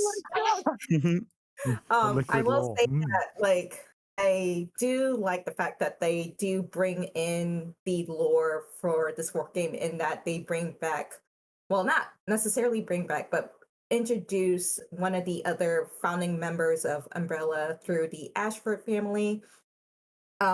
Especially with like the lineage of this family. I know there was a puzzle that you had to figure out what the portraits in terms of like who this person was and who this person was. And then of course you learn more about the twins and how they came to be. It's kind of a shame actually, because it's like the Ashfords are like a meme before memes really existed. When you're first introduced to Alfred, like you can tell straight away he's kind of wacky. He's a bit over the top, but this is Resident Evil. This is absolutely nothing new, and like he's a few prawns short of a galaxy. Fine, I'm okay with that. But then obviously things progress as you go through. You then learn about Alexia, and then obviously eventually the surprise that, oh wait, it's the same person. What the fuck's going on? That's all everyone ever remembers. Like, you don't remember anything else about Ashford. You don't remember anything about like the lineage of the family. Again, as you mentioned, like the influence they had on setting up Umbrella. You don't remember any of that because you just think of crazy laughs, cross-dressing, and like that's all you ever remember, which is ultimately a great shame because it's actually a cool little story of the Ashfords, of a family that became so power hungry that they started turning on each other. Again, with the father Alexander getting basically screwed by his own children and sacrificed in the name of experimentation and then locked up in a basement. Like, there's some pretty grim stuff that goes on. But yeah, sadly, all you ever think about is him cackling on a radio like a madman. It's kind of a shame. Yeah. To be fair, the only thing that's scarred into my brain when I think of the Ashfords now is both the twins on that overhead projector looking like they're about to play tonsil hockey. Yes. Somebody had to bring it up. Also, can we? We're Are we going? waiting. Oh my god. Are we going to ignore the fact that what's the brother called again? Alfred Ashford. Alfred. Yeah. So are we going to ignore the fact that Alfred was looking at his sister naked straight up in that tube before he Yes. released her? Yeah, but pretty again, much. this still plays part of the plot, though, in that, like, it's almost important still, because it's not a case of, like, it's not just shock value. Like, it's giving you the idea that these two are a lot closer than they probably should be, because they're kind of fucked up, you know? Yeah. Yeah, but That's like, their thing, so be it. Kind of. And that, like, you'd have to be that kind of crazy to be willing to, like, basically kill your own father and turn him into a test subject, because you don't just normally do that. So it does play into the plot a bit. But again, this is what I said, like, if this game had existed, like, in 2011, 2012, when the internet was, like, really becoming a thing, it would have been received, like, probably incredibly differently, even more so now. Because it's just like people that played the game and just seen this absolute nuttiness and we're like, what the fuck is going on? Sweet Home Alabama. Okay, I'm done. Sweet Home in Antarctica. Yeah. So I just want to ask like one quick question before I let everyone go. Isn't it established in the lore that these two, like Alfred and Alexia, they're clones? Yes. Believe Okay. Yes. They're genetically like modified. Yes, they have Test been and wasn't- tinkered with, which is wasn't- why they got it in for their father and basically said, "You're gonna die." And then they just Yes. killed them. Take DNA from their ancestor Veronica as well. Yeah. Like they combined her Wow. DNA with the father's DNA in order to get these twins. So Something they're like pretty. that. Yeah. So it they're says also- basically incest. It is. So it Yeah. makes. Oh. Well, I don't God want to say damn! logical It sense. writes itself, literally. It's like a Kinda really, hubris type of thing. This is the weirdest Yeah. plot line like in RE history. Well, no, I don't know about that, but because No, Simmons like kind of wanted to get dirty with Ada and he cloned Yeah, his but whole it wife. wasn't. It didn't involve incest though, so I can at least let. Okay, hold on. I can't let it slide though, but still. I can't let it No, slide. I was gonna say we're I not gonna let mean- that slide. If we want to talk about something, Resident Evil 2, it was Birkin trying to hunt down his daughter to impregnate her. No, with a no. GM. But Oh he my did. lord. He actually You, did. you that. That's what happened. you He know didn't try, the he worst did it. thing about that? This is what happened. You gotta You know remember, the- kids, like, this is, you gotta take it in context. This is like the turn of the millennium where shock TV was all the rage, and that's Yeah. what it was about. So, you know, gaming ultimately had to follow that trend a little bit, and you'd have, like, they weren't expressively like thrown at you like some of these plots. But when you dive into it, yeah, this is what you've got. You've got a brother and sister who are effectively products of incest, and you've got a father who did bad things to his daughter. He didn't like have any control over it, but like, yeah, when you delve down, there's some pretty fucking gross shit that happened. It was 1998, everyone. I got one thing to say though. Like I saw this as a comment not too long ago. Somebody called the G virus the G spot virus because of how it's implemented. Oh my god, no. Oh dear. Oh dear. Can I put a gun like under my head now? Like, please. I can wait. Shadow is dying at the moment right now. I'm just disappointed. I honestly don't know what's worse, the Birkin and his daughter, or the fact that Veronica, their ancestor is like their great grandmother doing it with her. Let's say though, like they did it willingly with the Veronica stuff, right? Versus being mutated into the G One spot was a conscious monster. decision, the other one was not so much. Yeah, so I guess it was- William gets a pass on that question mark. I would like to admit that for like over probably a total of 15 minutes we've been talking about incest. Yeah, a little too You know, much than I'm proud to admit. It was an unavoidable subject. It was gonna pop up at some Yeah, point. exactly. It is More it's a ways than major one. plot point of the game. And with that, I must admit. think 5 might need to be wrapped up soon. Nah, it's Yeah. Nah, we keep You couldn't going. bring Let's up the go. Ashfords and not bring that up. Yeah, Yeah. when you first see that projector, you're like, what is going on here? Are they like attracted to each other? It's really weird. the whole Serious point. goes in the Exactly. making. The entire point of that pretty, entire section is to unsettle the player, and you're meant to question what you're looking at and think, what exactly is going on? There's a lot of little subplots going in the game, and then obviously then Alfred dies. Alexia is basically trying to take a revenge on you, and that all gets chucked in. And again, like the whole Ashford family saga, is something that you never ever remember until you played the game. And you realize, oh yeah, this family's pretty screwed up. It's not just Yeah. Alfred and Alexia. This has gone back for quite a while. They're a crazy bunch. I mean, And they just Wasn't destroyed there- themselves. Isn't there like a puzzle in the game where I think it's like the twins are like moving around and You have the portrait puzzle in Yeah. the manor, which is a pain in the ass because it's like very like awkwardly worded, which obviously is the whole point. But again, it's something like that. It's a cute little way of trying to insert that whole plot story. Giving you the history of the family legacy and how the family order worked before the game then tells you how they basically started trying to destroy each other. And Alfred and Alexia turning Alexander into Nosferatu. Trying to have some kind of civil discussion debate here. Oh, I think he has like T-Veronica. What's going on? Pause that. get a breath. Get a breath. Pause that, Gowan. Yeah, but he enjoyed it. I feel like Shit. disgusting storyline could only be made worse if they pulled an ultimate universe like Marvel did in the comics and had the dad watch this shit. That's the Don't only give them situation ideas for the that can make it remake. worse. No. No, stop. No. Oh yeah, the only way it could be made worse is if they pulled some shit where it's Wolverine watching Quicksilver and Scarlet Witch. Why the fuck is this happening? Type situation. It was pretty bad, but it's also was mentioned essential to showing how really fucked they are. Honestly, in order to convey hey, you're in danger. Well, it's a question later about Alexander, so I'll save it then. I think we need to move on to the next one. Yes. I want to give one little clip note though. I appreciate this narrative a lot more than people do, memes aside, because I do how it's made a more footnote stepping stone for future events involving Wesker and by Ascension Chris. Their rivalry, and then it continuing the two. I guess you could say continuing what Resident Evil 2 established with Claire Redfield's story, while also starting a new plot thread involving Wesker and Chris.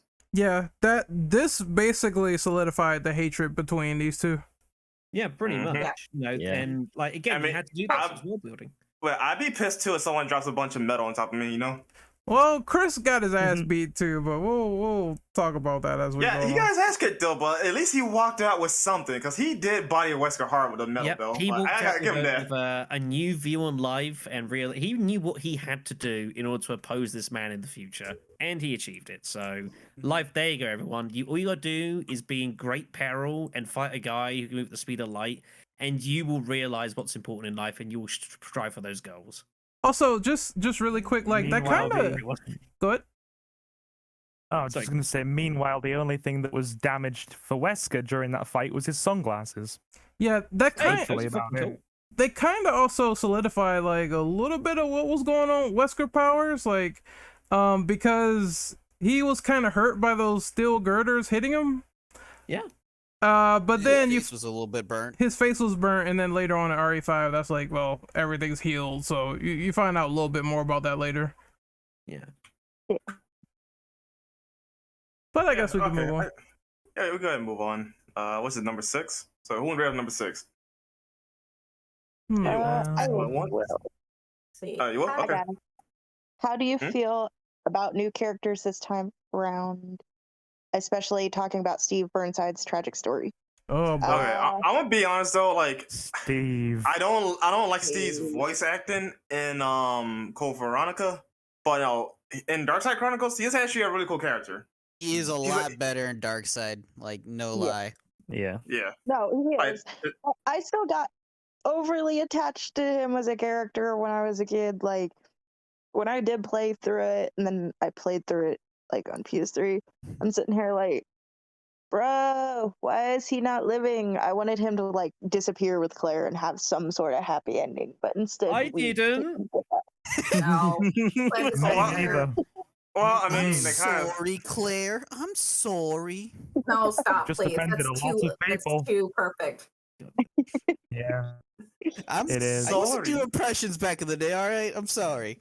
I mean, it's Steve's one of those ones where it's pretty easy to hate on him because he is kind of like a bit goofily set up. But yeah, I mean, when you like you boil it down, you look at like the facts. Yeah, like his family got screwed over and used and abused, and like he's in a pretty shitty situation, and that's before Alexia got her hands on him. So yeah, it's definitely pretty fucking sad. I Like will once say, you look at oh, I'm sorry. once you look at everything, you kind of wanted him to get something at the end. I will And he say gets though, so but that is I didn't. I really didn't. I will say I got very mad at him when he was like unloading all of his ammo on his dad in that one cutscene. I was just like, why? Bro, this is like a whole game worth of ammo. No! Yeah. Do-do-do-do-do-do. I was just like, what are you doing? No. He should have don't shot do it." Clara, by the way, on my head. Like, I first mean, instance, yeah, she's- it, like logic-wise, it's a complete catastrophe. Good There's few no of those question. bullets should have pierced through the zombie and hit Claire. Let's be honest. Exactly. Mm-hmm. I think the dumbest cutscene is the one where he's like operating the controls, and then he's Oh. looking at Claire. I know you really appreciate the booty, but I'm like, man, do your job, turn around. Oh, now the entire place is filled with gas. Now we have to deal with this problem, get a gas mask. And he just makes things more annoying for the player sometimes. Let's be real. Yeah, he was looking in the ass and filled I'm the room with sorry, gas. Claire. I'm sorry. Yeah, but I mean, Had one but it's Uncanny. job. again, but it kind of goes with the game. Like, it kind of is a bit goofy at times, and that's just how it's set up. You know, for better or worse, that's just the way it is. And Steve's kind of it's really weird with Steve. I always thought like it was very two tonal. He's either like meant to be kind of like this goofy young kid, and all of a sudden like really tragic plot twist, and we're meant to care about him. And it's like I found that really real stretch sometimes. Suspension of disbelief was difficult with this man. Also Grated the- on my every last but- nerve. Also, I want to say that. Like, go ahead. oh, I was like, can we have a low appreciation for Alexia in the original release? Because she kicked Whisker's ass and he's ran scared. No, that's the Yeah, question she was for a later. badass Yeah. during that scene. I was like, holy shit, that Wesker's actually is his ass kicked. Yeah, Yeah. That is a question for later. I'm okay. So, well, I'll make this brief. Though. I'm do glad they did change the cutscene though, because no, it definitely and changed a lot of views on the characters. But anyway, Yeah. yeah, new characters. Yeah. What you gonna say, Ren? I was gonna say that for Steve's case, I understand that they're trying to make him a very sympathetic and relatable character. I understand that he has this whole. I mean, everyone had that boyhood crush on their English teachers that looked like Claire, etc. But at the same time, it's like a bit out there, and it's a little too much at times. Like, oh man, she sleeps, so I'm gonna make a move, or she falls on me because the airplane is completely screwed, and I'm just gonna lay here for 10 minutes, and she goes, what the fuck, get up, we got something to do, let's leave. So it gets kind of awkward at times, but I will say that the ending cutscene kind of like made it reminiscent and relatable to that point of, well, now she cares about this character that she's been with the entire time, and he dies, she couldn't save him. So it brought on the trope of Claire having all these guys care for her, and then all of a sudden they get infected and die in the worst possible way. I think that it is ultimately, it came out fine to some people, but other times, because of the voice acting, is going to be seen as cheesy and corny. And I know that's what Ari is known for, but it gets a little bit too ridiculous with this one. The game is definitely very much a product of its time. Yeah, I think. Yeah. I mean, this game was, and this was like what's up later on, but like if this game was to eventually see a remaking some point in the future, oh, I think it would be good at that point. It would be great. Well, I don't know. It all, like, even because gaming's changed so much now, it's a much more kind of gritty, realistic affair.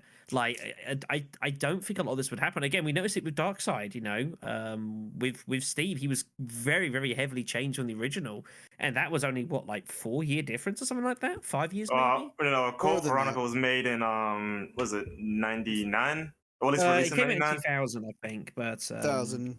But the It's point before, still stands. Like they Resident changed Evil it that much for a rail shooter. Like if they remake the game, like it'll be the same again. It'll probably still be a bit weird at times, and like so be it. But I don't think it's like you would not see anything like what you did in that game. It was very, very kind of corny and cheesy, and it was very in your face, and that made me, of course, excessively angry. But that's just my own personal problems, I guess. No, I totally relate to that. It's every single time the game tried to make you as a player, you know, empathize with this guy, he would do something stupid or do something, you know, borderline quirky or a bit off, or he'd do something to get us in trouble, like you said earlier with the poison gas. And I'd think to myself, do you want me to find this guy relatable, or do you want me to sit here, roll my eyes, and think he's a genetic dead end? Make up your mind. I mean, I have one issue with that statement. Like, you say quirky, I say he was a creep. Yeah. That was I was being Damn. diplomatic. Yo, I'm not. It's what makes him a creep? I got to fight for my. Oh, what makes him a creep, man? I need to hear this now. Oh Yeah. man. It's like, thank you for bringing that Look, up. if this was 2021, what happened in that plane? I'm pretty sure counts as assault. Yeah. Right. Pretty, Pretty yeah, sure absolutely. That is Absolutely. not cool. Oh, it's a tyrant? You don't. Well, the tyrant has a giant package, so You don't do that. So. there I you will go. say, when I was playing this game live and that scene came up with him trying to kiss her while she was sleeping, like me and chat were just like, no, Steve, no, stop, Yeah. consent. Oh, that Consent. scene. Yeah, that's it. Yeah. They're I passed agree. out, and he tries to like what in the blue hell? Like, come on, really? That was just Like, fucking give her a weird. tongue.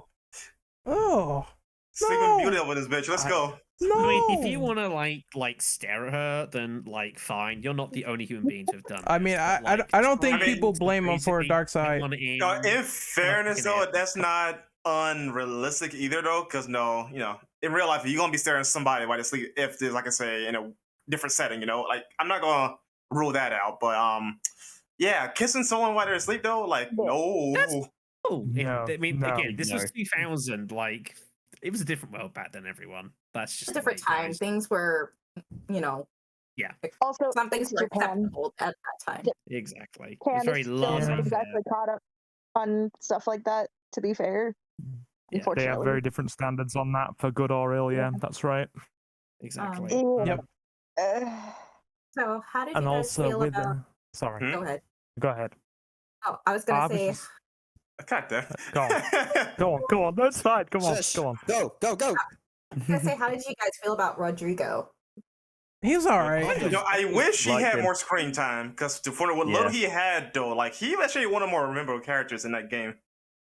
I think he's It might one be of because the- of his acting. It might be his he acting. was very that well sold voiced for me. the small amount he had. Like it was a pretty cool part.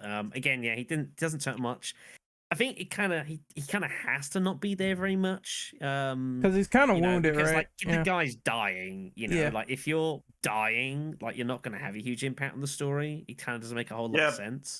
Yeah, but for what little he had, though, like it was something enough for me to remember him over other characters or at least other events involving some characters. I'm not gonna lie, I kind of wanted him to make it out more so than Steve. Yeah, right. Yeah, I agree. Yeah. Like, this man got eaten by a worm, bro. Like, God, Especially give him a break.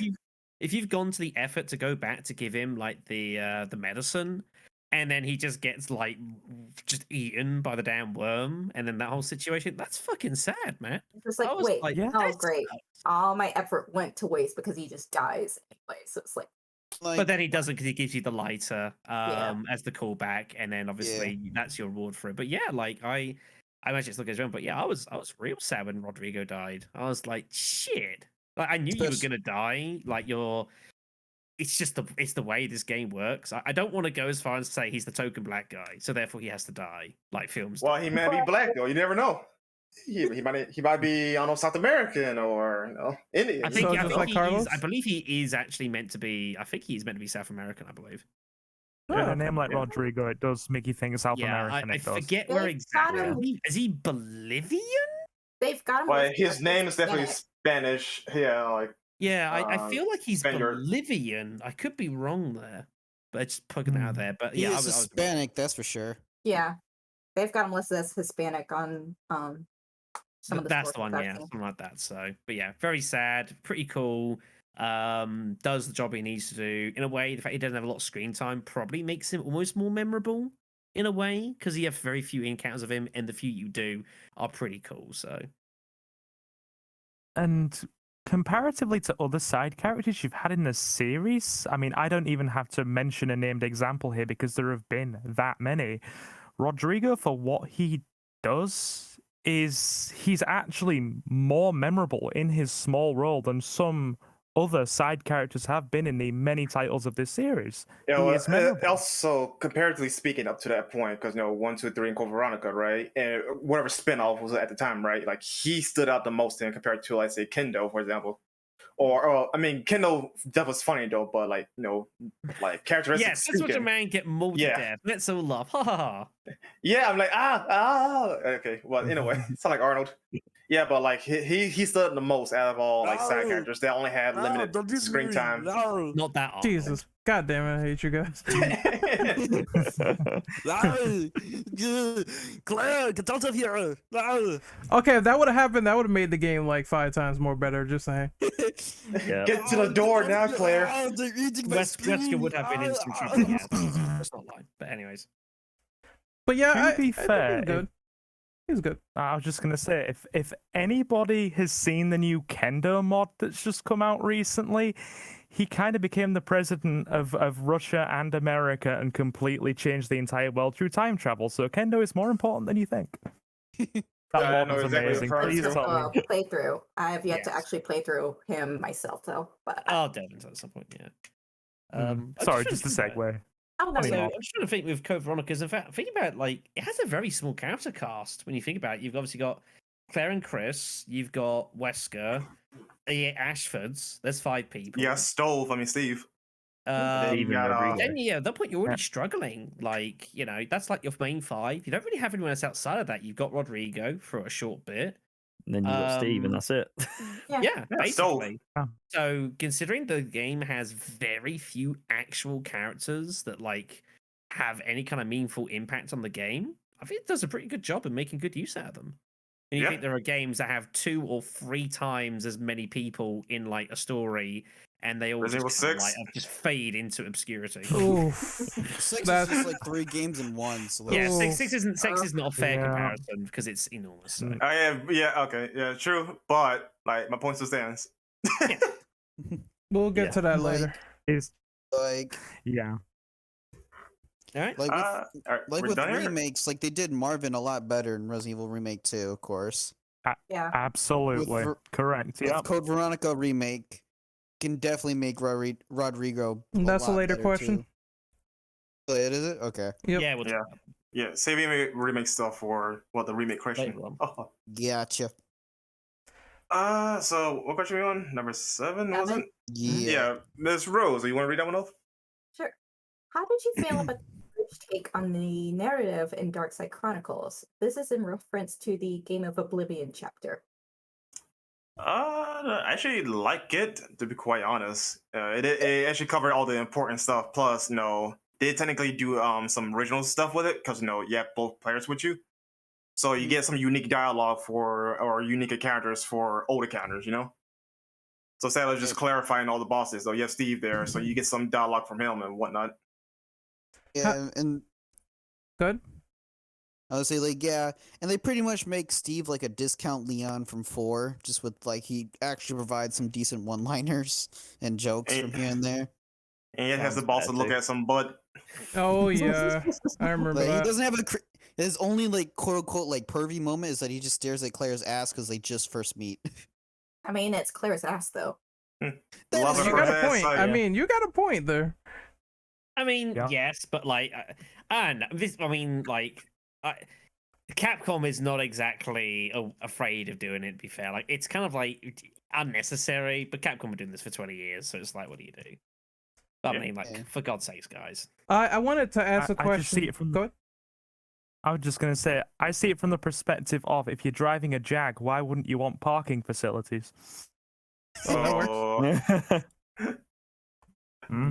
works. What? Sorry, that joke. Sorry, that joke was so dry and British that probably half of you missed it. I do apologize. No, I get it. I get it. Yeah.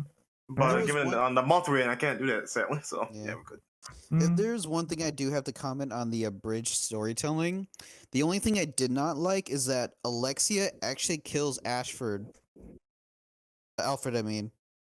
Yeah, that bothered me. That did bother me. She actually kills him. Like the thing that was the only thing I disliked about the abridged version of Darkside was she kills him. I was like, oh, whenever I played Code Veronica and actually beat it and got through the entire story, I was like, huh. This is actually the one change that I did not like is that Alexia actually kills her brother instead of him dying in her arms. I thought that was Snaps his neck. that completed. Yeah, she freaking snaps his neck with her tendrils. I was like, Yeah. huh. And that's when you realize, oh, it's just one-sided love at that point. Yeah. Yeah, they made her a little too extra for the sake of it. Made her too much of a narcissist and super. It's all about really selfish. I was like, I didn't like that. It was the only thing I did not like, but it was the one little thing I just did not like. Otherwise, the additions and basically the remade stuff in Darkside was really great in my opinion. All right, let me get my question off real quick. I just want to say this is really important, and I don't know if anyone feels different about this, but how do you feel about the idea that Chris and Wesker don't meet in Darkside? They don't yeah. meet in the traditional sense though, but they do see each other at the end of the campaign for Code Veronica. Yeah, how do you feel like that's all different now? He picks up his knife and leaves. I do like that scene for what it is actually. It gives another take of it. It's more mysterious, subtly. Oh shit, Wesker's here, and you see the beef in each other's eyes. Well, Wesker shades and Chris's eyes. You see that tension there.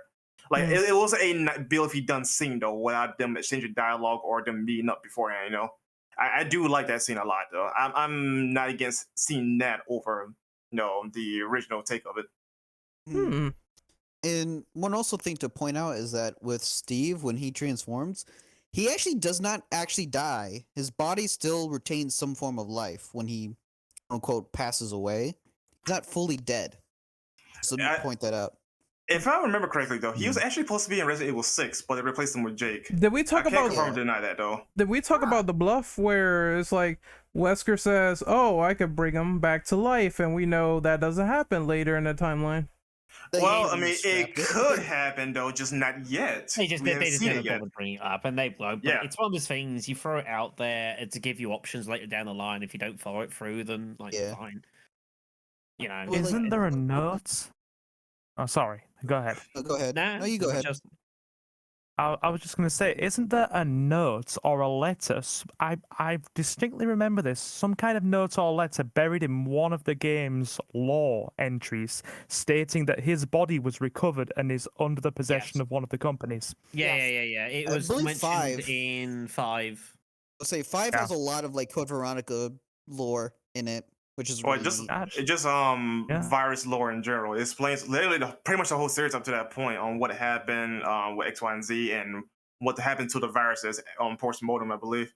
Yeah, well, that Like, was the whole especially- idea. It was that you were like delving into like the history of like how this stuff's been made over the course of time. But yeah, it was talked about that. Yeah, at the end of it, it was thrown in because a bit of a little tidbit, anyways. That yeah, Wesker had got a hold of his body and would probably use it in some form or another later on, but it's never really surfaced as particularly why. Or how. Yeah, they just kind of said that what the fuck, Brandon? Well, they just kind of said that Wesker grabbed the body, and then after a while, it was like, screw it, we're gonna sell all these viruses on the black market because I have all this power at this point. Might as well just do this and let's keep up with the bioterrorism. So that's kind of what happened. You know, I am imagining Wesker like selling bits and pieces of Steve. Like, here, you got this arm for $30 million. Tricell is a very expensive operation. A brother's got to eat, you know. Oh yeah. But yeah, I just think that they probably should have did a little bit more with it, because then it would have increased that tension between Claire and Wesker, because she was pretty, I mean, like reasonably so, she was like pretty damn pissed about that. I mean, wouldn't you? Oh, of course, absolutely. It's like you're just taunting someone I tried to rescue and save for the last couple of minutes, so I'm gonna be pretty pissed about that. Yeah, definitely. But anything else before we move on? Anything else? Nah, don't think really much Yeah. else to really talk about here. Okay, I guess we can talk about the changes in Code Veronica from the original Code Veronica X to the original Code Veronica to Code Veronica X. So they altered the game with cutscenes. They changed some character models. I have the examples in the original question. How do you guys feel about that? My favorite change though really is the Wesker cutscene. Not because of Wesker actually put up more of a fight. It's more so establishing like for starter Chris being a bigger threat than people really think at the time. For example, because he said, "Chris, since you want best man, I'll let you handle this." And in fairness though, he did handle it. He did knock her down and took on the jewel and ran off. And then of course later killed her. So Wesker was right though. He finished the job. So when she wanted though, because Wesker, obviously he would, because considering that he was able to body Chris, so by virtue he should able to finish the job himself. But that shows you, like, I guess, like, not necessarily respect though, but it shows that Wesker sees that Chris, you're my biggest obstacle, so you right there I want to kill whenever we meet up again. And time and time again, every time he sees him, discounting some parts in RE5 though, he is trying to kill him. Can I just say that the intro for the original Dreamcast version is the stupidest thing they ever did with spoiling the whole game? Yes, I've mean, never Wait, seen it, what? so- They did that? Yeah, I've yeah. never seen it, so Yeah. like Yeah, no, I know what he's talking about. they spoiled the whole Like- game, like literally every. I'll link it here. Yeah, they did. Okay. Yeah, All unfortunately, of it. some- All yeah, of it. because it's obviously the opening sequence of like of sort of like the games are like building like this is what you're gonna be doing, and of course it spent that giving away all the major fucking secrets immediately, and like, well, great, thanks That's- for that. that's ridiculous. But it's just one of those things. I mean, like, Code Veronica X is the complete version of the game. It's how the game should have been when it first came out. For reasons I don't quite know, it wasn't, but at least it got changed. A lot of the changes are largely on the cosmetic side. Obviously adding in extra cutscenes. Kind of like changing the story slightly as where necessary to like make it flow and make more sense because of the whole Claire obviously then meets Wesker, so things don't make sense later on, so it ties up. Like it's I mean I never actually played the original version. I've only ever played Code Veronica X, but I am aware of the differences. Like there's a reason that Code Veronica X got remastered, not Code Veronica. Also, Like, if you're gonna have an opening package that gives away your spoilers like immediately, yeah, that's like What the fuck are you doing? You Come on, guys. you It's you, not s- that hard. you saw that, Brandon? Yeah. I told you they spoil everything, dude. Yep. Yeah. Idiots. They showed Fair off pun- Wesker early. They hinted at a lot of other stuff. I was like, damn. Yeah, but That's part of the so reason for bad. that is because they didn't have a lot of CG to work with, so they had very limited choice. I mean, That's it's true. just it's. I'm not defending. This is a complete cock up. But unfortunately, it's what they did. So you know. How do you It's a feel shame. about Leonardo DiCaprio being omitted? Oh, it's talking about Steve's hair? Steve's hair. When they Oh. Yes, changed. they did change his Yeah. hair, which is like, See, I mean, it was better. See, I said he looked more like Drake Bell. Oh, wait, hold on. Oh Lord. And then this is why I say he looks like I a can see discount that. Leon 4. I What? think it was a Drake- better change. It Well, Drake it Bell, never that didn't looked age better, well. so. Yeah. Well, hold on. So is that really the reason why they changed it? Is because Leonardo DiCaprio? I don't think so. I don't think so. Oh. I don't Surely think the not, reason it was right? changed because if you've been this kid who's been like basically locked on an island for several months, why do you have a designer haircut? You know what? That's a I great mean, why not, point. man? You never know what they be doing there. They probably have some hair gel there, like here, the bare Well, essentials. he's got Rodrigo to ask him to use his stash. Yes. Yes. Just say yes. Good, Please. right. But yeah, I mean, it was fine. Oddly It's enough- getting those little changes. I think the old style looked a bit silly, and that's for Steve, so that's saying something. So, like, I look at that and it's like I take him even less seriously than I do anyway. So. Okay, so I have to mention the elephant in the room. The whole beatdown of Wesker from Alexia. How do you Yep. feel that this whole scene has been altered? Yeah, I already mentioned that I was okay with it, Yeah. just for the thing I just explained Yeah, earlier. it was for the Yeah. better. Like it's just like it's an expanded scene. Like who doesn't like to see more crazy shit? You know, between a genetically modified monster and a genetically modified monster. Like this is what you want to see, right? It's like watching two horses just like beat the piss out of each other. It's great entertainment. Why do you not want to see more of that? That, and also it made more sense by virtue of Chris beating Alexia anyway. So like it would be Yes. kind of stupid for Wesker to get body, who was an enhanced super soldier, versus Chris, who was by all intents and purposes normal at that point, right? Yeah, I like Yeah. that it was a draw. I mean, I know some people prefer the original scene, but at the same time, it's like, whatever you prefer, they systematically make sense just because you have Wesker being introduced into this game with superpowers for the first time and him getting thrown around like a rag doll. I mean, it's hilarious, don't get me wrong, but in the context of trying to make Wesker look strong, it makes him look very weak in the process, so I see why they changed it. Yeah, exactly. And yeah, it just makes more sense what it is now, ultimately. You've spent this time building up Wesker again, yeah, as this threat, and it's like you clearly can't fight him directly because how the hell are you going to do that? There's no way you're going to be able to do it. You just got to try and survive. And ultimately, you still have to build up Alexia because Alexia is ultimately the main bad person, basically. So yeah, you build up one, making this crazy power, and then they go 50-50 with the other one. It's great, they're pretty fucking dangerous too. And we know that ultimately we're gonna have to deal with Alexia, not Wesker. Wesker's there, but he's not the main threat, so Plus, he left the threat to you, so clearly he knew what Chris was capable of doing. yeah, exactly. So- Yeah. So the other change scenes are just Wesker beating up Chris and Claire, because apparently I didn't even know this. That whole scene with him beating up Claire in the courtyard was not in the Dreamcast version. No, Yeah, And- it wasn't. No, it wasn't. never happened I at remember all. that Threw one. me off when I first saw it. Yep. Yeah. And the I- ending is changed to where he beats up Chris.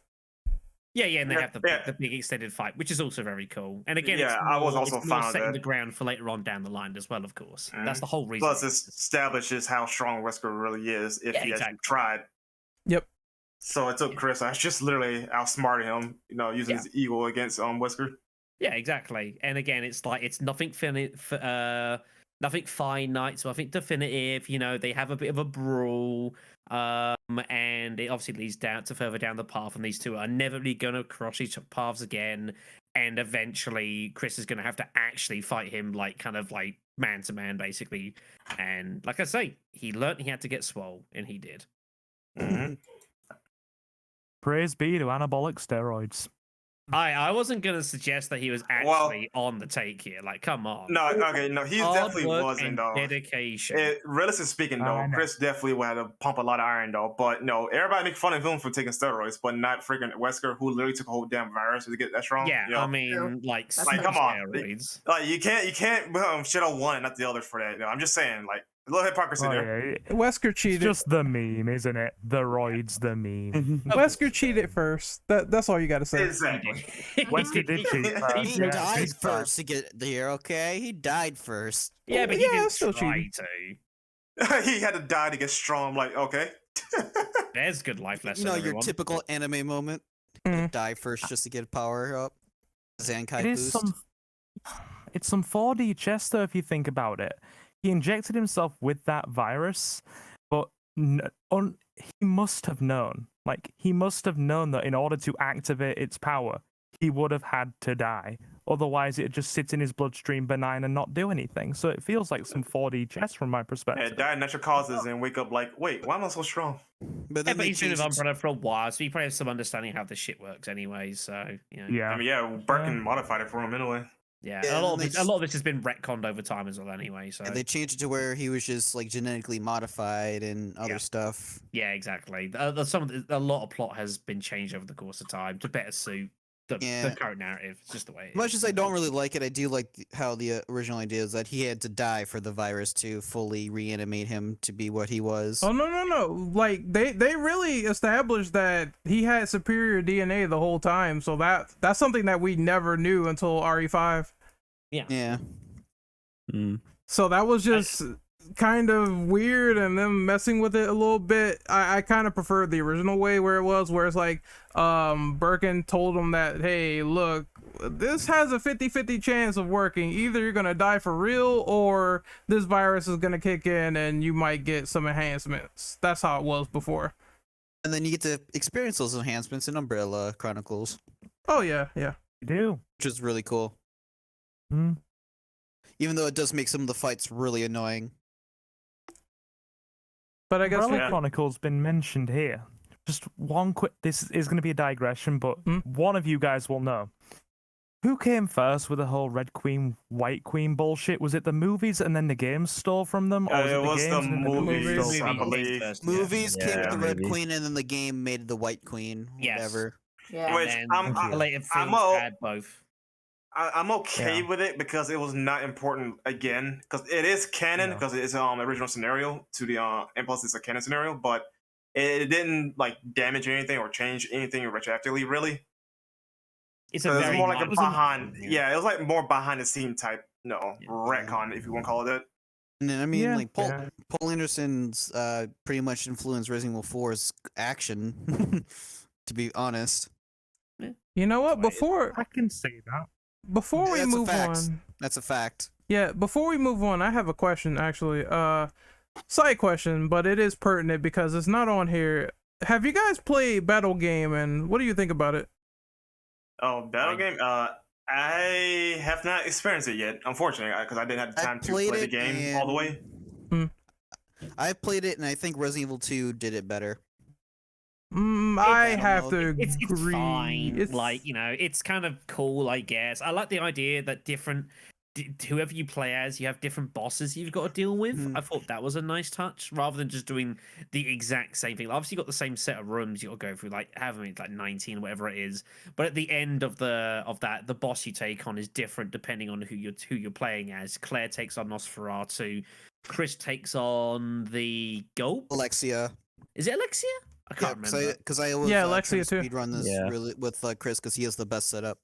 Yeah, stuff like that. So, you know, I thought that was a nice touch, but it was like, it's fine. You know, it's all right for a blast. If you want to have some fun with Wesker and trying to have to like race through so you actually have a chance at the end boss fight, then that's kind of cool, I guess. But it's nothing groundbreaking. You know, this is, you know, it just isn't at all. The costumes were cool. I'll give it Mhm. that. Everyone's alt was pretty cool, but Yeah, the alt outfits are pretty cool. So I'm like, why is that outfit for Claire where she's wearing the red shorts and the red top? Why is that not in the main game? Well, is that in the main I'll game? be honest. I'm surprised that like none of these were with the HD remasters that you couldn't like beat the game and then play through the main campaign, Nope. the main game with the alternate outfits. I'm surprised they've never done that. If I remember correctly, Chris had like a biker outfit that he could wear. Yeah, Chris's was kind of funky. Like I actually thought Claire's was great because it was irony, of course, because the whole umbrella thing. Obviously, that's obviously great, and it obviously proves to me more because of the whole makes you think of the movie where obviously she has to use the umbrella to defend herself and points at the irony there. It's a nice touch. So, but yeah, sadly, it's only ever been battle game for reasons I don't really understand, which is a shame because not a lot of people really delve into battle game that much. And again, it was okay. It's a discount mercenaries, pretty much. Yeah, pretty much. It was a mode that was kind of thrown in there. It's not a big deal. Chris bass fishing. The first player version of it is like weird as hell. It's gross. I tried playing. I was like, oh, I can't do this. Oh yeah, you could play it in first person. I forgot about that. You could do it so you shoot in first person, yes, or even play the whole thing in first person. It was very tricky. It doesn't work because once again you're playing tank controls fixed camera with a first person viewpoint and it is very disgusting. But again, this is like 2000, and I suppose you could argue be glad that they played around with it here so that they could have a better actual grasp of the system further on down the line, I guess. I don't know, whatever you want to call it. It was fine. For like 7 and 8, they If you never play the battle game, you're not missing a whole lot. So yeah. But and playing as Wesker though was freaking ridiculous. It was one of the tougher ones. It's just the amount of health items he does not have is the it continues the trend of if you play the bad guy, he only has a knife and a really difficult like post game little side thing, which I thought is a nice kind of cute trend that they've had throughout various games. But yeah, like he was very, very tough to beat, very tough. Yeah, I was wondering, like, why do they always give the bad guy the knife? First, they did it with Nikolai. Now they did it with Wesker. It's because it's the gimmick, It's kind of a cool thing to do, If you want to play as the evil dude, then you're gonna get punished for that because it just makes it really hard. I think it's fine. Apparently, he gets the Magnum though on random chance in the slot machine. You have to race through basically the whole way to get to the jukebox in time to get the Magnum, which you need because without the Magnum, you're fucked. Yeah, there's 2 rooms that you need to worry about, which is the Bandersnatch and the Hunter rooms. That's there's a couple of nasty rooms, but yeah, it's all about time. And if you don't get the Magnum, you can't win. So, because I believe he fights Alexia. I believe Alexia won. Does. Yeah. Yeah. So it's a nice, cool little addition. I just wish that the costumes, like Chris Redfield bass fishing, or the costume you get with Claire in Battle Game with the red shorts and the red top, I wish that was in the main game as opposed to one of them being a result screen and the other being in the game but only in Battle Game. Yeah. I mean, the fact they never put in for the remasters is a missed opportunity. It's not a big deal, but it's a shame. I mean, it's extra content to get for the main game, so like I'll say like it's pretty at least something they could have done for us. Yeah. Well, it's a shame. It's not a big deal, but it's unfortunate. Yep. I guess we can go ahead and move on then to the next question. What was it? Oh, one last thing. I will. But one last thing. Steve doing the headshot trick with the Lugers is awesome in Battle Game. I love it. That's it. Headshot trick. Yeah, you can walk up to someone with the Lugers, point up if they're a zombie, and then they will be instantly headshotted. Oh, never knew that. Yep, you can try it out. It indeed works. It's the only reason those guns are any good. Oh yeah, because otherwise they're really bad. Yeah. When I played as Steve, I just used the freaking the automatic ones. No, because everyone does. But the Lugers are there. I remember reading somewhere afterwards that you could do that, and it's like, okay, so that's why they exist, because they're pretty rubbish otherwise. All right. And now we can move on to the PS3 remaster. What do you guys think about that? Never played it. Only played the 360. It's I mean, it's basically the same thing, isn't it? yeah, Yeah, Yeah. they're the same thing. I'm just saying. Same thing. Yeah, it was nice. Now- You know, I think it was nice. I didn't expect it when it came out, like, and they decided to remaster it, but I think it was a pretty decent remaster if he's considered. Like everything looked a lot nicer. Again, it fixed a lot of the bugs that were present in the original. Got addressed, which is Unfortunately. fine. And it was just again like. I think it's a nice enough game, and it was a way to try and reintroduce it to people that hadn't played it before. You know, make it more readily accessible. It's not that expensive. Great. It's the version I play most above the others now, at least. I mean, it's the version that I actually got a full playthrough of. I never beat it on GameCube or PS2. The only thing I don't like about this version is that, well, I'll start with the positives. I do like the shadows and the lighting, and they fixed that, and that was great. But one thing I don't like outside of the shadows being good is the fact that they decided to put this yellow filter on. It's kind of like noticeable in like really well lit areas, and it's kind of distracting. Okay, I was wondering why The it color looked so scheming is a yellow in little some spots. jarring compared to the original, yeah.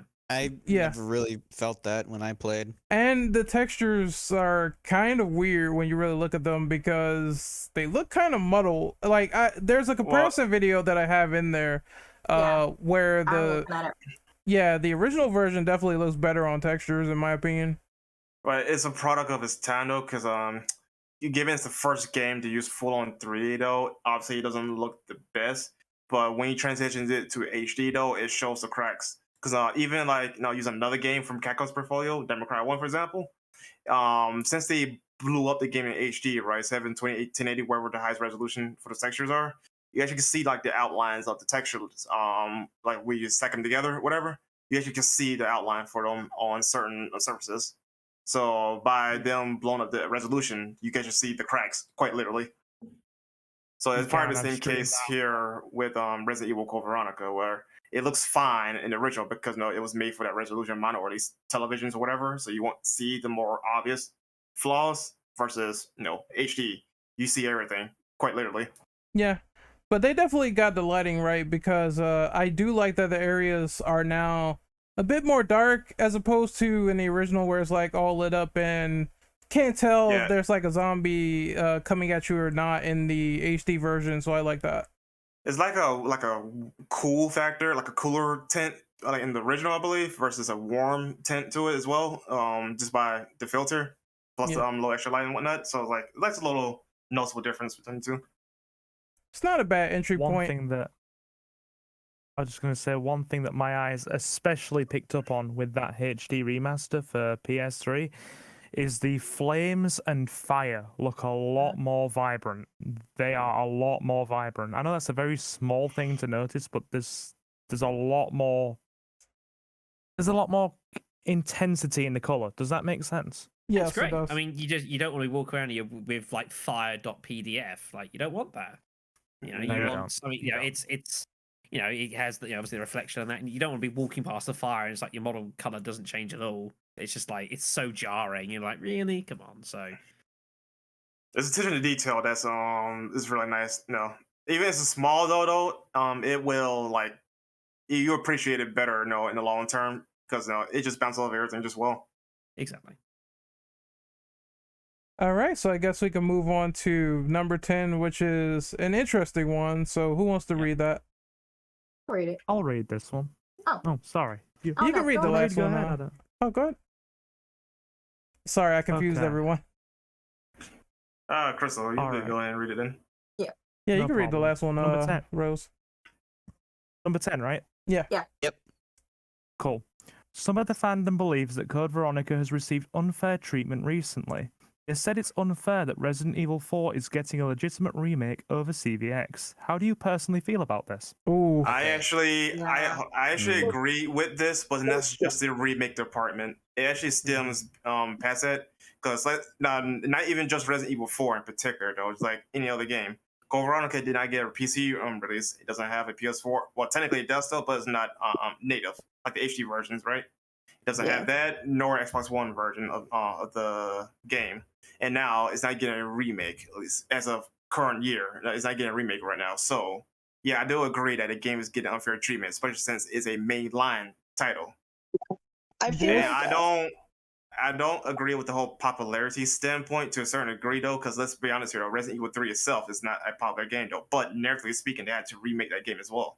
So that's why I think, like, narratively speaking, though, Code Veronica is obviously a very important game because it's mainline. So they had to remake it to make it line up better with the current remake continuity they're trying to do here, It's along gonna with be them doing it for. it's gonna be a case of personal feelings over Capcom thinking, well, RE4 sold like 1 million Yeah. copies and all this shit back then, and Code Veronica really didn't do that well, so they're gonna be looking at those instead. I understand why they should remake it, because all these problems we talked about with Code Veronica on this podcast could easily be fixed with a remake. I'm not doubting that, but at the same time, I see why they picked that game over CVX because of the whole, one is grab. popular than the other. It's just a common fact. Yeah, it's going to be a Yeah. cash grab. Let's be real here, because it's Resident Evil 4. Like, arguably, still one of the more popular RE titles, even if it's not the highest selling one. It's It's like one of the more influential recognizable. titles of its time. Yeah, like exactly. it's So just, Mhm. that's I just feel the like way it goes. I feel like more people, if you ask, most gamers, more people are going to say that they've played Resident Evil 4 over Code Veronica, and they would still rather have a remake of 4. mhm. I They are will say clearly this. looking Go- at it from the viewpoint of a business perspective. I mean, let's face it, they're a business. Have to. And at the same time, as was mentioned a moment ago, this game actually was such a blockbuster in terms of what it was. It redefined some of the conventions of modern gaming at the time with the Yep. over-the-shoulder camera and whatnot. So the choice from a business perspective is obvious, even if a lot of us might not necessarily agree with it. I will say they should remake Code Veronica. It's a missed opportunity if they didn't. If they just said, simply RE4 is it and we're not doing anything else, that would be a missed opportunity in my opinion. Well, actually, since we talk about the business side of things, though, they'd be stupid to not try to remake RE5 in that case, then, because that is the highest selling Resident Evil title by all numbers. You have a point. Mhm. You have a very good point. I that's true. think 5 is now. I think in terms of sheer numbers, 5 has either just recently been overtaken, or 2 remake in terms of sheer sales is right behind it. If we talk individual think. SKUs, yes, 7 itself is highest selling Resident Evil game by one SKU. But we talk about like all versions of said games, though, 5's still number one. Yeah, Yeah. I do take that point. That's a good point. Yeah. Shadow, how do you feel about this? It's a very difficult question to approach objectively, I think, is the issue with this. Mm. It comes a lot down to what you've played, what you haven't played, what you enjoy Resident Evil, what you don't enjoy Resident Evil, and ultimately if you prefer the old style games or if you more enjoy the much more actiony style of later on. I think is the problem with this. Like, Resident Evil 4 ultimately it just means more as a game. It's a bigger title. It did more for the series. It did more for gaming as a whole. Like, I love CVX a lot. I've always enjoyed it. I think it's a better game. I think some people give it credit for. Has lots of cool little bits and pieces, but it's a niche title. And that's just unfortunately because of how it was brought about with being on the Dreamcast. Like, you're going down the niche route, you're forced into that. And while it's been 20 years, like, it's still the way it goes. Resident Evil 4 was one of the biggest games of its era. Now, it depends also on how you decide if something requires a remake. Do you judge something needing a remake because of the money it can make? Do you judge it a remake from how much of an impact remaking the game would have? Do you judge doing a remake from, whatever else, basically? It's a difficult question to answer without some subjective bias and personal preference, which is why you get a lot of different answers on this. Yeah.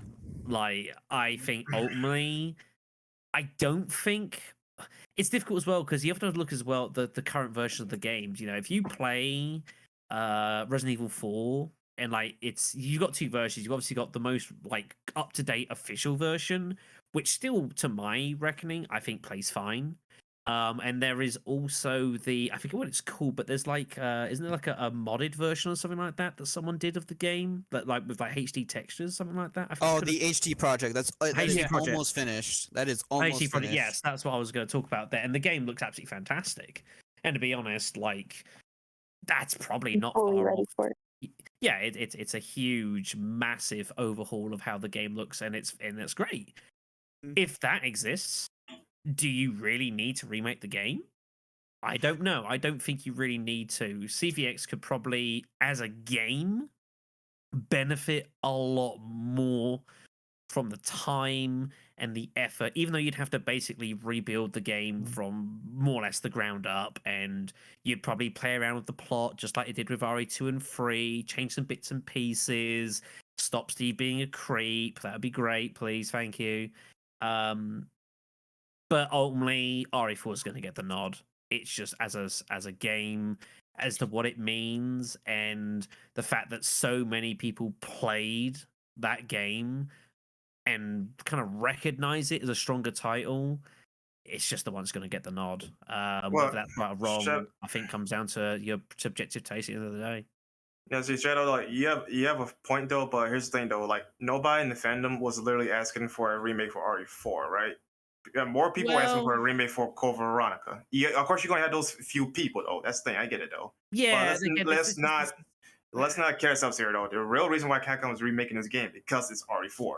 Like, let's not beat around the bush here for that. Like, yeah, that is the truth. As I say, as the game that would benefit more from being remade is Code Veronica for sure, but it's not the one that's going to happen. It's going to be RE4. I think I would love for CVX to get like a proper remastering, you know, using the RE engine. Like, I think it could be a really, really entertaining game. And I think it'd be really cool. You can play around a lot more. Obviously, you've introduced the whole changing of character business, so you can play around with that more. You know, I think it could be really, really good and very, very enjoyable. But it's not going to happen before RE4. There's just no way. And I ultimately don't believe CVX will get a remake. I feel like Capcom views it as too niche to want to put in the time and resources to do so. I think that's how they view it, unfortunately. It's much more beneficial for them to deal with 4. They can print a shitload more money with that than they would do with Code Veronica. That's just the truth. You know, and once RE4 is done, maybe they might do that. I don't know.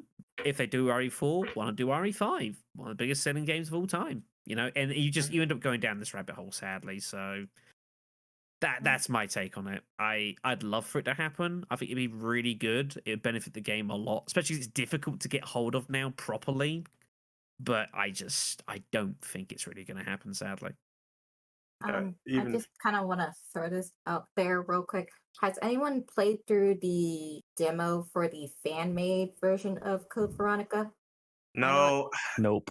Nope. Personally, I'm not necessarily. I saw a lot of footage around of it. I thought it was for what it was at its time. I thought it was kind of nifty. You know, it was like a kind of an eye of what could have been. I think it was. Yeah. I think it was. Honestly, it was I'm not necessarily interested in like fan remakes per se because sometimes their ambition can get a little overboard. Yeah, so, I just generally don't try to pay attention to them though. But to give credit to the Code Veronica remake though, fan remake, it definitely does feel like what Capcom could theoretically do for a remake. I'm gonna be honest, I don't like the premise of people making fan remakes for Resident Evil and saying we're gonna try like 10 different camera styles and it becomes a bloated mess. I just really feel like that could be put into one singular camera angle that works and everything's fine. You don't have to do like 10 of them, and I don't use like anything but 3, you know? Yeah, but on top of that, though, the trap is you just throw a ton of stuff at the wall and to see what sticks. Yeah, that's how it feels like to me, and I don't really. I'm and not you a fan defend of it that. by calling it additional content. even though you may not use half of it, and half of it may not be of any use whatsoever. But that's the defense. I said this in the horror Discord. Capcom would do something like that, and they would monetize it, and people would be mad. Yeah. Mhm. I agree with Because that. it was an indie developer, it's like they get a pass for it, which it's fine, I guess. If you want to experiment and kind of play around with stuff, then that's their decision. And some, like I say, with the whole modding community, some mods are pretty cool, but a lot of them aren't. Unfortunately, that's just the way it goes. I was gonna say something about the Code Veronica remake, but my brain just like blanked out. So I guess I gotta wait till it comes back. Pretty much. Never mind. I got it. So Capcom, what they're gonna do with the future of remakes is uncertain, but I feel like because RE2 did well and RE3 recently like is a hit apparently because they sold like 4 million. I do believe they're gonna keep remaking games. I'm not sure what the future will be after RE4, but I still feel like if that does well, they're gonna remake more and more and more, and then the question will become, will these remakes be good or not, considering how they've changed so much content within them and how people view them. I just don't want this to become the norm for Resident Evil, because for the last 4 or 5 years we had new game, remake, new game, remake, new game. So I don't want this to become a piano effect where it's like new game, remake, new game, remake, literally every year or every 2 years. The danger you have is you start remaking games for the hell of it.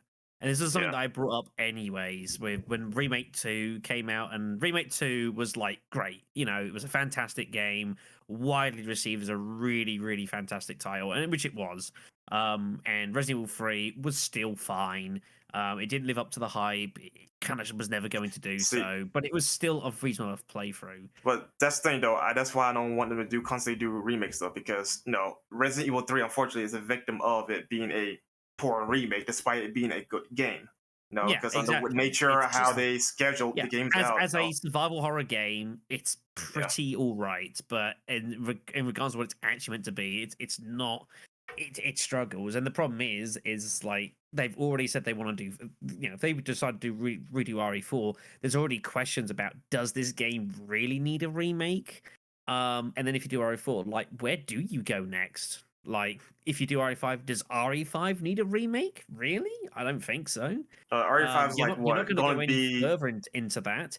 Like, I don't really see a lot of point in going back to, say, Resident Evil 1 and doing another remake of that. Like, it doesn't really do anything. Well, I don't agree with that sentiment, only because if they're going to keep a consistency with their continuity timeline, they will have to remake Code Veronica, not Code Veronica, 0 and 1, especially 0, because you go to old locales in Resident Evil 2. No, Resident Evil 2 locales. English, sorry. Yeah. So with that in mind, on top of the continuity stuff from Remake 1, you gotta have to have some consistency there, because Remake 2 and 3, especially 3 to a certain degree, changed so much in the continuity that was set in place with these with the sequels of the originals, 2 and 3 and whatnot. And of course, the remake, we use the foundation of the original to a T with the lore, plus added stuff that was important, whatever.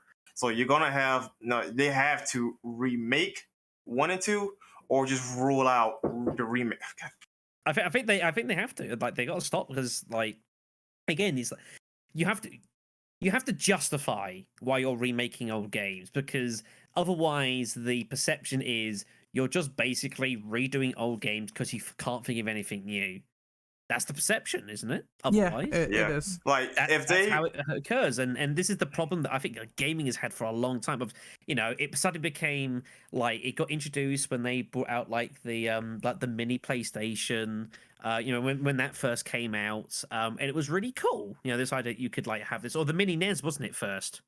When that first came out, and then all of a sudden it was like this big trend to like redo old games and kind of bring them back from like the old ages, and then you'd start remaking these old games. And it's been a phase in gaming for a few years or so, but it's not sustainable. You can't keep doing it, because you get to a point where you're just remaking them for like almost as cash cows, and people see this and they will point it out and say, unless you're doing something pretty substantial as a change, Like you're just giving it like a new coat of paint and trying to sell us a game for a second time. And why should I buy it? Yeah, like I again, like was Resident Evil 3 is the victim of this, Mm. given the nature of how that came out to be, though. But Yeah. like, if they remake, like say RE5, for example, though, they should just cut concepts and put them inside the game. The rumor mill for like a long time was like they're gonna have Barry in the game, and Jill was gonna actually return as a playable character throughout the campaign. And she was supposed to help you out defeat Wesker. I'm not sure how all this is true or not, but it was after, right? So if some of this is actually true, then they could reestablish that, in the 5 remake. But that would be one way to justify a 5 remake, is just return old stuff that they couldn't do originally. No, am I honest, Ben? if you do this, you need to do it with a sense of purpose. Otherwise, you risk running into a situation where you're essentially oversaturated, and then you've got that negative public perception where people could potentially treat Resident Evil, at least from a viewpoint perspective, of how they now treat things like Call of Duty, where, I don't discredit the fact that it still has a fairly strong, substantial fan base, but there's still a large amount of the gaming community that just roll their eyes and go, oh god, another Call of Duty, we get one every year. And you don't want that negative perception on Resident Evil, do you? Okay, in fairness, though, that they've had before. Going back in time, like literally since Resident Evil 2 all the way down to Umbrella Chronicles, we literally had a Resident Evil game every single year at that point. At least 2 games at certain years. Then you go down to Mercenaries 3D. Since then, all the way down to Resident Evil 6. We had 3 games in 2012, obviously, though. So, like, that thing is there, though. Just the problem is, though, it's the quality of the games that would vary. Quality would speak for itself. Even if it come out every year, though, if the game is at least good and it shows that it's really good, then I don't think people would care. But if we do run into the problem where the games aren't like quality enough to justify a yearly release or something along those lines, right? Then people will be asking questions in that regard. I didn't initially consider it from that point of view, but you have a point. I hadn't thought about it, but a lot of these games did come out in a very, very rapid sort of sequence, to the point where if you're a player who's kind of just immersed in the games and a fan of the series, you might not notice it as much. Yeah. So you made a good point there. You did. Like I said, people always harp on Capcom for making Resident Evil every year, quote unquote, or continuously support Resident Evil. Like, I don't care as long as they're actually good. As long as they're quality, I would be happy to buy it or whatever. Because people say I would not buy the next game, but guess what? They're gonna buy them anyway. These, like, literally the last 4 games broke records. Well, sort of 3, but again, that's irrelevant. These games were breaking records left and right, so clearly these guys are buying them. So it's irrelevant. They come out every year. Yeah. Resident Evil drove itself into unpopularity, so they did the best thing. They just went away for a while. And Resident Evil 6 had a 2-year break afterwards. Revelations came out in 2015. Didn't do anything. 6 obviously was like saw a lot of however you want to describe it. It didn't receive great press. And I think it's not just 6 too. It was the point where they realized they were just making too much shit, and they had to stop. Well, yeah, not just 6 too, I might add, because like in 2012 was the year of 3 Resident Evil titles: Revelations, Operation, and of course 6. Right, Revelations came out the better of the 3, obviously, but the cracks were showing at that point where Capcom were a little too ambitious with Resident Evil, so they had to scale it back. Yeah, and look where they are now. Mm-hmm. I just say that because of what I said in chat, that should be accurate, where it's like, they did say that we're going to fulfill our promise of making other remakes of other franchises. And I think that statement, because Shadow is correct about it, it's a victim of itself, because they know that RE is super popular. They get money from it, so they're going to look at that first and then probably look at some other stuff second. That's not like Street Fighter or Monster Hunter, etc. But they did say we're going to remake other games that's not RE, so maybe they should look at like maybe other survival horror titles like Dino Crisis or anything else that they have lined up, because people are also asking for those things and they're kind of not delivering on it. Yeah, I mean, I've said for a while, like a proper, like an RE engine style Dino Crisis 1, like could be amazing. An absolutely fantastic game. Yeah, be great. But it's a very big project. And like it's still a series that not like more people have heard of it than have actually ever played any of them. I and partially being will honest, blame Capcom for that though, because they really dropped the ball with Dino Crisis. yeah, Post of 2. course they did. Yeah. That's a fault of their own making, but it's still the situation, regardless of whose fault it is. That's the situation you're in. It's and you have kind of to find like a way the around that. Darkstalker situation where the characters are actually more popular and more well known outside their own series. Like, for example, the character Morgan, she's more known in the Versus series versus her own series, that kind of deal. But that's a problem Dino Crisis also has. Yeah, you say Dino Crisis, and it's like the series has like because enough time has passed, a lot of the failings of the series have kind of been quietly pushed aside, and it's like viewed as was a decent enough, like the first game was viewed as a pretty decent, enjoyable game, but unfortunately it's over 20 years old. And if you want to remake that game, like I say, I still think a proper style remake I think would be great. And what the hell, like you could do that. Get freaking whoever it was that voiced Jill, get her to voice Regina. Great. Like it's a perfect fit. I mean, it's basically the same character, right? Pretty much. So, it would be a very it's a difficult one because it's a lot of work. Like you're basically it's the next closest thing to just making a completely brand new IP, because it is not very. If you said to someone, like just a general person, like, what do you remember of Dino Crisis? Like they're gonna say, okay, it was dinosaurs. That's in the name. Okay. It was made by Capcom. It was kind of like Resident Evil. Okay. Anything else you remember?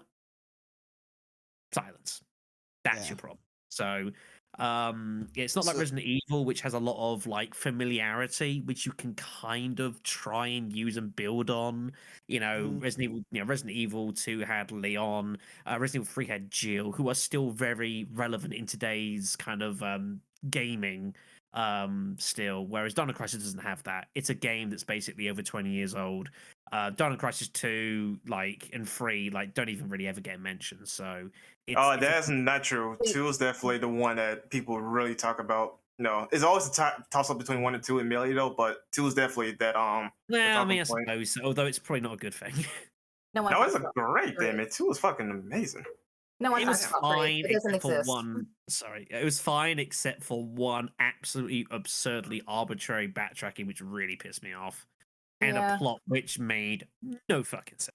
I mean, in fairness though, Dino Crisis plot never made sense because you had time traveling dinosaur shit. Like, I mean, at least 1, I was able to suspend my disbelief. 2, just good grief. Yeah, you have future people in there. Dino Crisis, it had to be a reboot than a remake.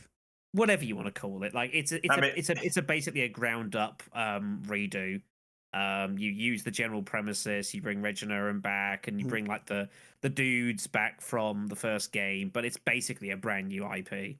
Yeah, honestly, remaking it by virtue will be a reboot, because he saw how drastic they did with say the Resident Evil remakes, right? The current ones. So it's gonna be a very, very fresh take on it. So you might as well call it a reboot at that point. Reimagining. Remake is just a reimagining. A reboot is actually restarting the entire franchise from the ground up. Yeah, whatever you want to call it. No shit. It could be really, really good, but it needs the time and the effort put into it to allow it to do so. But it could, if it was done properly, be very, very fun. Reimagining. It would be nice. It would be nice to see that as well, if only for the fact that due to, well, at least I think, feel free to correct me if you disagree here, due to Dino Crisis comparative obscurity, when compared to Resident Evil, it has also made it a nightmare to get hold of the original game in the retro game market. It's getting expensive to get, because I'm trying to get hold of it now for recording segments on my channel, and good God, is it getting expensive. Yeah. Very expensive. And is it even particularly available on e-stores or anything? I don't actually. It's available on PlayStation. It's on the PS4 yeah, store? It's on PlayStation 3 though. But remember though, Sony is trying to kill that store eventually. So once that goes, then the only way to get it is literally through the 7 Seas or emulation. Or emulation. And I don't mind that because the Dreamcast version is supposedly good. It is. Yeah. It's actually a really cool version because the Dreamcast actually tells you your status and your ammo and danger, press this button.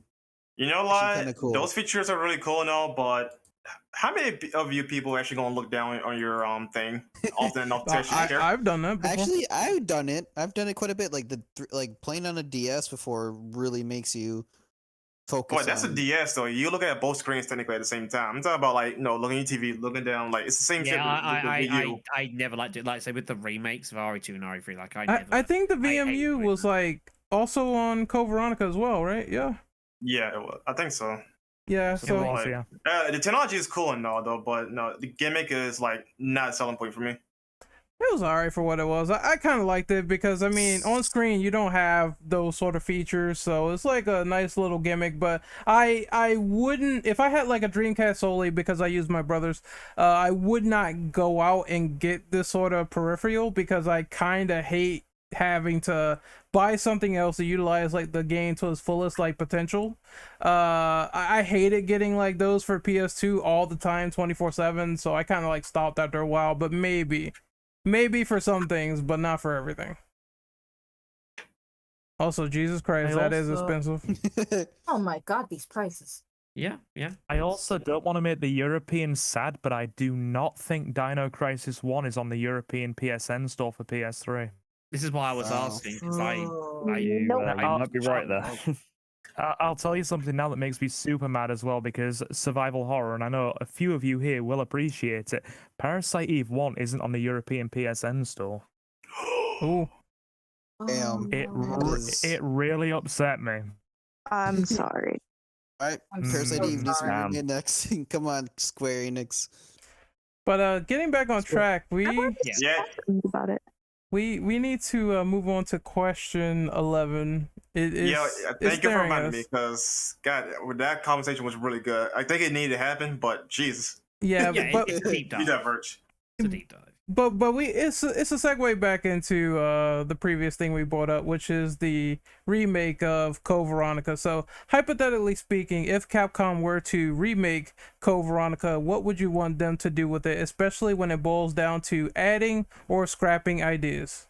I want them to return scrap the ideas more so than anything else, though. But I don't know what they should add because I don't know much of the conceptual side of things for Code Veronica.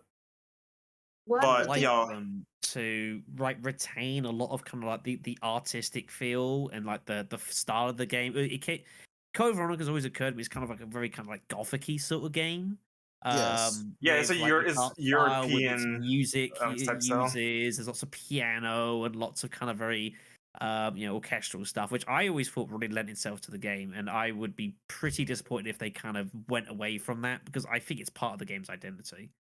Yeah, I agree. had a Like very they should, if distinct anything, feel. double down on the European Oceania type architect. If anything, because since obviously given the technology, they couldn't like bring it to its fullest. Use the Gothic Victorian shit they've been doing. Yeah, they Yes. should double down on it. I will Mhm. say that I'm gonna bring up the remake for Resident Evil 3 for just a moment. Compared to the original for Carlos, the way they remade him in the remake, I really, really hope they give him the same treatment for Steve if they were to do a remake. Yeah, Yeah, he- they have a he- I mean- blueprint in Darkside. I mean, Darkside did a really good job at making Steve more likable and not a whiny character. It was a lot better, and I really prefer a lot. Like Steve is actually a good character in Darkside. Fair. Yeah. Yeah, like I said, gaming's changed a lot. Whiny does not get anyone anywhere in 2021, so that'll definitely be addressed for sure. I imagine there will be some play around with the game as well in regards to like. I suspect they'll expand like a Steve section rather than just like a quick run through of the basement shooting shit to clear the way. I imagine they might actually not make a standalone section, but I imagine they'll give him a much more expanded area. They'll probably play around with Chris as well, and maybe I imagine there'll be a lot more again, like the cause and effect stuff of things you do early in the game might have an impact later on when you're visiting these areas. I strongly suspect that'll definitely happen as well. There's one thing I actually kind of want them to do though. This might be a lot of work for Capcom considering they like to at least cut corners a lot on certain aspects currently, but I would like for them to just actually separate the three into three campaigns though, but you unlock two of them. Start with Claire, you unlock Steve, and then unlock Chris. I was gonna say that because just have it. You could do something with his dad. Like that would be Kind of like it. a little bit more emotional if they did something like that. Yeah. Too much work. You already though. know you already know Steve's fate, so like, you might as well like have his own separate campaign, and you go through the end until his eventful thing. Maybe, Yeah, or even like you have it like Might there's a lot of change different it ways up. to play. You could still have it as one sort of big thing, and you kind of you go back and forwards a little bit. You could have it a bit more distinct from each other. There's a few different ways you could take it, but I Yeah. would be surprised if they went that direction. I imagine they'll still go down the one linear campaign and you just switch characters a couple of times here and there. If there is Yeah, one thing yeah. that I would like in a hypothetical remake is that instead of just freaking Roddy freaking dying to the worm at the beginning, why not have Chris and him just like continue on for a while on the island, and when right before Chris leaves, have the worm fight and Roddy die there, where he could just had a lot more time, character development and Or shit. maybe Actually, him you know what? savable. Maybe he helps you out with like a later boss fight and he dies there Yeah. instead. Like Actually, That's I'm what I doing something a mean. little different here. How about make him survive? Because I think he earned something.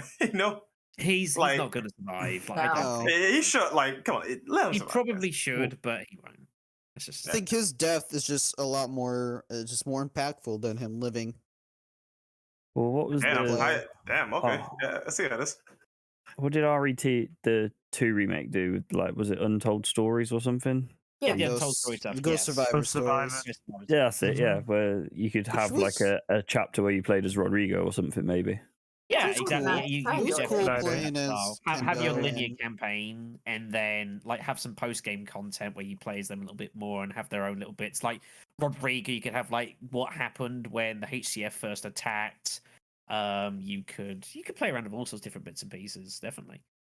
So you want a canonical version of Ghost Survivors? Just have him actually do something. Actually, that wouldn't be a bad deal for like a potential DLC though. Just also have Wesker and doing his own shit before he runs to Yeah. Yeah. before, think during, and given- after the game. Yeah, I think given that kind of like that setup already exists, it's a much easier to kind of do it again for Code Veronica, where I think it's still fairly beneficial. So I don't see why.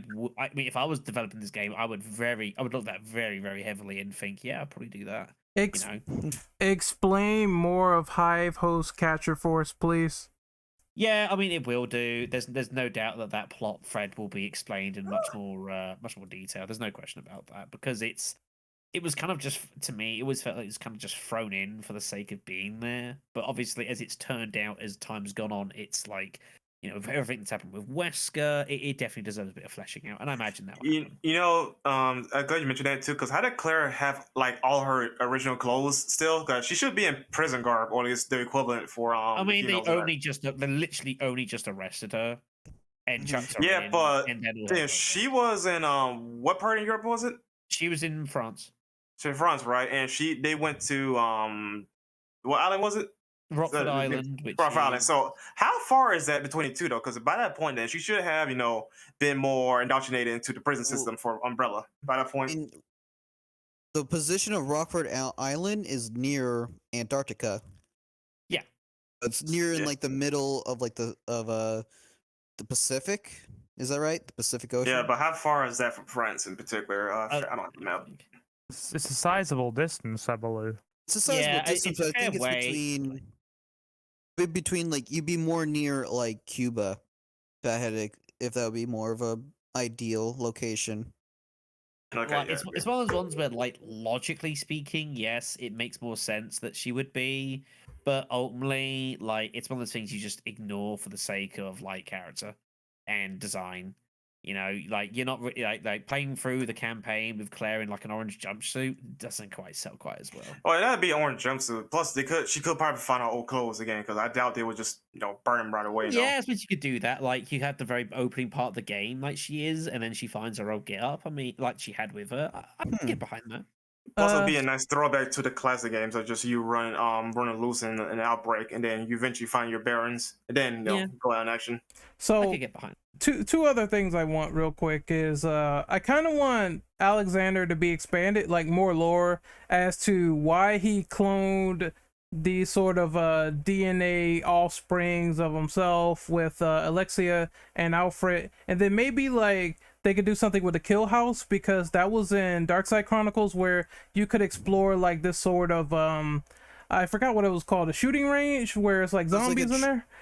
It was like a training ground for like the soldiers on base. Yeah, they could do something with that, because that whole level was unique in Darkside Chronicles with the zombies and everything, and It was of course, unique, but annoying as fuck. yeah, definitely. Like Alfred's game was to torment Claire and make her go through trials and tribulations. So why not just have that area with her and Steve where they're trying to get out, or maybe Claire by herself, and it could be a whole creepy level where everything's dark and you're trying to find out, what am I going to do with this kill house, because this wasn't in the original, and they could do something with that. So what do you guys think of that? Maybe like some cut levels or some stuff they introduced in Darkside Chronicles coming into the remake? I mean, it'd be cool. It's just Yeah. that I'd like it. I have so many bad memories of Kill House trying to get a no damage run. Oh goodness. Yeah, I mean, I think it makes sense. Like, it's kind of just thrown in there as like an aside. I mean, you could definitely have like a little bit more exploration to it, and just kind of like, yeah, I'd be alright with that. They made it like a puzzle section. That would be pretty cool, in my opinion. Yeah, I mean, I could see that. Not beyond the realm of possibility. Even if you don't necessarily, well, you could get something particularly from Kill House, or there'd be a very good chance if they remade this that they would take creative liberties and add different things or new things in anyway, just like they did with 2 remake. In fact, it's almost dead cert. Linking into remakes just quickly, just for Capcom's mindset's sake, didn't they state that they were bringing Resident Evil 4 remake back in house because they wanted to take more creative liberties as opposed to a 1-to-1 remake? Like, I forgot the think they story did. behind that, but it was a lot of stuff going down with M2, and they said, we wanted to do a more 1-for-1 remake of RE4. Capcom was like, yeah, we want to take some liberties here, but we want to get the original Dev 1 team that did Remake 2 on board. So the game supposedly went back to the woodshed with Dev 1 as sort of a creative lead, and then M2 is like support now. So basically, after Remake 3, they decided to give it back to the Remake 2 team. Yeah, like I said this too, like on one hand it's cool that they actually want to do a more faithful 1-for-1-ish type remake versus what they did with Remake 3. But on the other hand though, Capcom has more room to negotiate things, because for one, it's their IP, obviously, they can do what the fuck they want, right? But on top of that though, they made the objectively better game, out of the 2, right? So if anything though, going by the fandom's masses though, they have more right, more say into like, okay, no, we're gonna do this our way versus you doing 1-for-1, right? Because they already messed up one by not going 1-for-1 versus the other. so I mean, keeping that in mind with the way they would typically prefer to do things, you can safely say that creative liberties would almost definitely be taken with Code Veronica, wouldn't they? Yeah, Like, it's they a wouldn't do guarantee. 1-for-1. But Yeah. I think that's fine. I think, if you're going into it and expecting everything to be as faithful to the original, then you've obviously not really Yeah, been that's paying not attention realistic, to no. previous remakes. Yeah, like that's not how it works. Like these play with the story, they'll mess with bits and pieces here and there. They'll, it's its own separate canon line effectively, or it's like a revised canon, or whatever the hell you want to look at it as. But things are going to be messed around with, and like if that's not your cup of tea, then so be it. But like it's going to happen, and I still think generally speaking it's for the better, anyways. Like people that have played the game before can't necessarily expect what exactly is going to happen, but you can still obviously appreciate the general direction of the story. And I think ultimately, again, like if you've never played the original Code Veronica before, it's still a new adventure, and it's probably one that's better suited to a 2021 audience than playing a game that's 20 years old. Which, some of those Yeah. plot points and some of the ways some of that stuff is done has not aged great. Is there anything you guys want cut or want changed, like at all? Well, aside from the obvious technical flaws we mentioned earlier, It's a tricky one. I don't really think that much needs like messing around with. I think like there's some areas I think that could do with a bit of expansion. I reckon the actual the Ashford Manor, I think could probably do with a little bit of extra depth to it. I thought And it was the a really jails. cool area, but you're not there for very long, sadly. Yeah. And obviously you can rework the way that you some of like the changes are made between characters. So it's not so jarring. Maybe what you do is instead of sharing an inventory, like each character are gonna only have like their own inventory they're using. So you're not in a situation where like you change from Chris to Claire suddenly, and all your weaponry's on Chris and Claire's screwed. Like, Well, yeah, no, she do actually. Well, they should change how Chris goes towards fights Alexia, right? If anything, though, for one, remove all the items from one person's inventory and put inside the inventory box, right? And then, of course, vice versa. We need to switch back, because of course you need to go towards the inventory box anyway to get your stuff, right? So what it should do is put you in a position where you're next to the inventory box immediately, and go get your gear, and then go trigger the next sequence involving that character.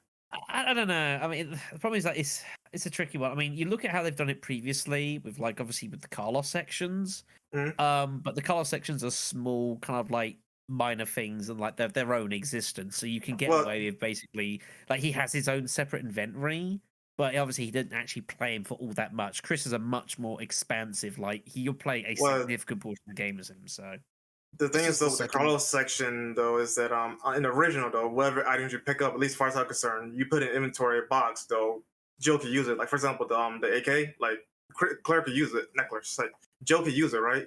But like in remake, though, whatever items you pick up as Carlos, though, that's it. He has it. You can't transfer it over to Jill.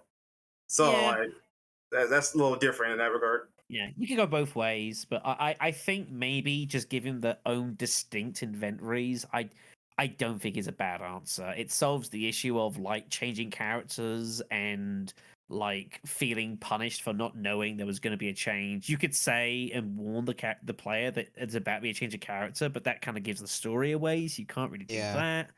I don't think that really works. So I think that's how I would approach it. Rather than like sharing an inventory, I would probably just give them their own weaponry and then their own instances, and you deal with it as you go across. Like and then you could even have situations where, say, like going through the Antarctic base, for example, like you could be playing obviously as Claire, and like you've got certain weapons, but you're finding ammo types for that she just can't use for weapons that she simply doesn't have. And thus those get left there for later on when Chris comes. And again, it's more of that kind of like the feeling that you're kind of the cause and effect, that you're following what's happened afterwards, and then you're like picking up the stuff, which they did anyways. If you think some of the attaché cases, like when you go through with Claire, are locked away, like you can see them, you can't physically access them, but you do later on when you play through as Chris. So I think that's how I would run with it, because you're not just playing as Chris for like 2 20-minute sections. You're playing as him for like several hours. I think that justifies having his own inventory. It's the second main character. Yeah. So I think it eliminates enough issues, and doesn't like, it also doesn't like devastate like suspension of disbelief of like putting all your equipment in as Claire and then starting off with Chris and just being like crazy powerful, and it kind of unbalances the game. So I think that's what I would do. Looking at it from where we were 20 years ago to where we are now in terms of how gaming has evolved, in terms of a lot of gaming now, it's far more streamlined. So I would go so far as to say what Shadow just said, or something along the lines of what Shadow just described to us, would be classed as a necessary quality of life improvement. Because a lot of, more modern gamers 20 years on would be very frustrated if we had a system like the one we had in Code Veronica in modern Resident Evil now. That's just my take on it, though, and I might be wrong, so feel free to, contest me. Modern gamers are spoiled. Insert boomer head. Well, I mean, they are. I mean, I think people, if they play Code Veronica for the first time now, they definitely would notice that spike when they reach Chris. Like, and I feel like maybe there will be someone out there that would complain about that. But again, I do believe quality of life and improvements would help in knowing that, yes, I want to make sure that these two people have different inventories and they function differently. And how do we apply that to the game where it's balanced and it's not too easy, but at the same time not too frustrating? Because I believe one pitfall that RE2 had was, while the game was immaculate on balance, I fucking hate that G mutant segment where you're in the basement and they grab you and it's annoying and they're not fun to fight and deal with. So I would like bosses where they are versatile or enemies where they're versatile, as opposed to just being these pitfalls where it's like, oh my god, each time I get to the segment, this is the worst part of the game. Things though, like I don't want them to make the game too basic. No, I mean, I'm not saying that. That's true. Yeah, I'm not saying that. I'm just saying that maybe for some segments or maybe for some other things, they could not only make things versatile, but make things where it's like, we have all these interesting enemies like the Bandersnatch and these surprises, so let's do something more with that, as opposed to saying this is long stringy man with like long arms, you can hide him on stairs, you know. I'm worried about the versatility side of things though, because they might actually cut back on quite a bit of versatility the game has. They already done it with remake 2 and 3, you know. Yeah. So well, it's Dev 1. It is Dev 1, so they will definitely cut something. But yeah, that's natural though. But I mean, like, no, don't do it too much. Yeah, like don't do it to a point where like it's bare bones. I'm not gonna lie, if they did do it, I don't think it'll be too much as remake 3 as opposed to the second one, because honestly, people keep saying, once again, they keep bringing up these arguments where it's like, oh, remake 2 cut more than remake 3, and I'm just like, I don't agree with this logic. I think 2 had a fine mix of stuff they wanted to put on the cutting room floor, some stuff you probably won't notice unless you play the original, and then they had stuff in there that was thrown in that was new, where it was like, this is totally fine to me. I don't have an issue with it at all. If anything though, I think you should look at Village RE8 for like the versatility of things, because they have a good diversity of weapons and enemies, right? For example. So I think you should take that like that blueprint or knowledge for that, and of course incorporate it with the idea and aspect of like how they did remake 2. I think maybe they should also look at remake 1, because I mean, everyone keeps pointing to that as, hey, they didn't really cut that much. Well, they did cut content because the library but they also alter it almost to a T. Yeah, they put stuff on top where it's like you really don't notice, and I think maybe that's the best compromise, where it's like, if you're adding in so much new stuff, then people aren't going to notice the small stuff that you cut. So ideally speaking, that would be the best solution. Yeah, I agree. So anyone else on this question? I'm good. No. Rose, you got anything to say? No, Sorry. I'm pretty good. Silver I Crystal? do have a singular concern, right? When we were talking cutting things, right? Now, you won't necessarily have noticed enemies being cut or changed as much in 2 remake, because the enemies comparatively to Code Veronica, or the enemy variety was already fairly sparse. But if they were to cut too deeply with the enemy variety in CVX, you would notice it, because there is a very diverse cast of enemies outside of your regular Resident Evil fanfare. They added a lot, and deep cuts would probably be noticed. Yeah, that literally happened with remake 3. So like, yeah, you're definitely right about that. I don't want it. But no, that actually had sizable enemy variety on its own, and they either altered a little too much certain enemies, depending on what it is, like the dream demos, or cut out certain enemy types altogether. I don't want it in the hands of M2. Like, I agree with what you're saying. Like, I feel like with Dev 1 is better, but if it's M2, then I'm gonna be worried, because I feel like they're gonna cut like most of the game. And I mean, like I said, RE3 remake, functional game, but in terms of the original, when you compare it to that and put an eyeball on it, it was worrisome. like I mentioned before, like they going by the report we saw, like they learned their lesson. They want to do a more faithful adaptation, though. Sadly, we want to see what they could do on a more one for one, right? So, like, it's more like a what if type scenario here, though. But again, Capcom has more grounds to do what they want in that regard because they've proven to be the better game. So it's a hard situation here. What's up, almost? It is. Yeah, I was going to say is that Final Fantasy VII Remake had the exact same situation. Had a different studio that was doing the remake, and they were trying to do. Square Enix was like, yeah, they're not doing what that was we CyberConnect wanted to 2 do. that did it first. Yeah, and so Square Enix is like, yeah, we're just gonna take the reins of it and completely redid it from the ground up, and they only had like 2.5 years to do so. Yeah, That the came out situation very here well. is a tad bit different though, because the studio that worked on it, CyberConnect, didn't technically release the game.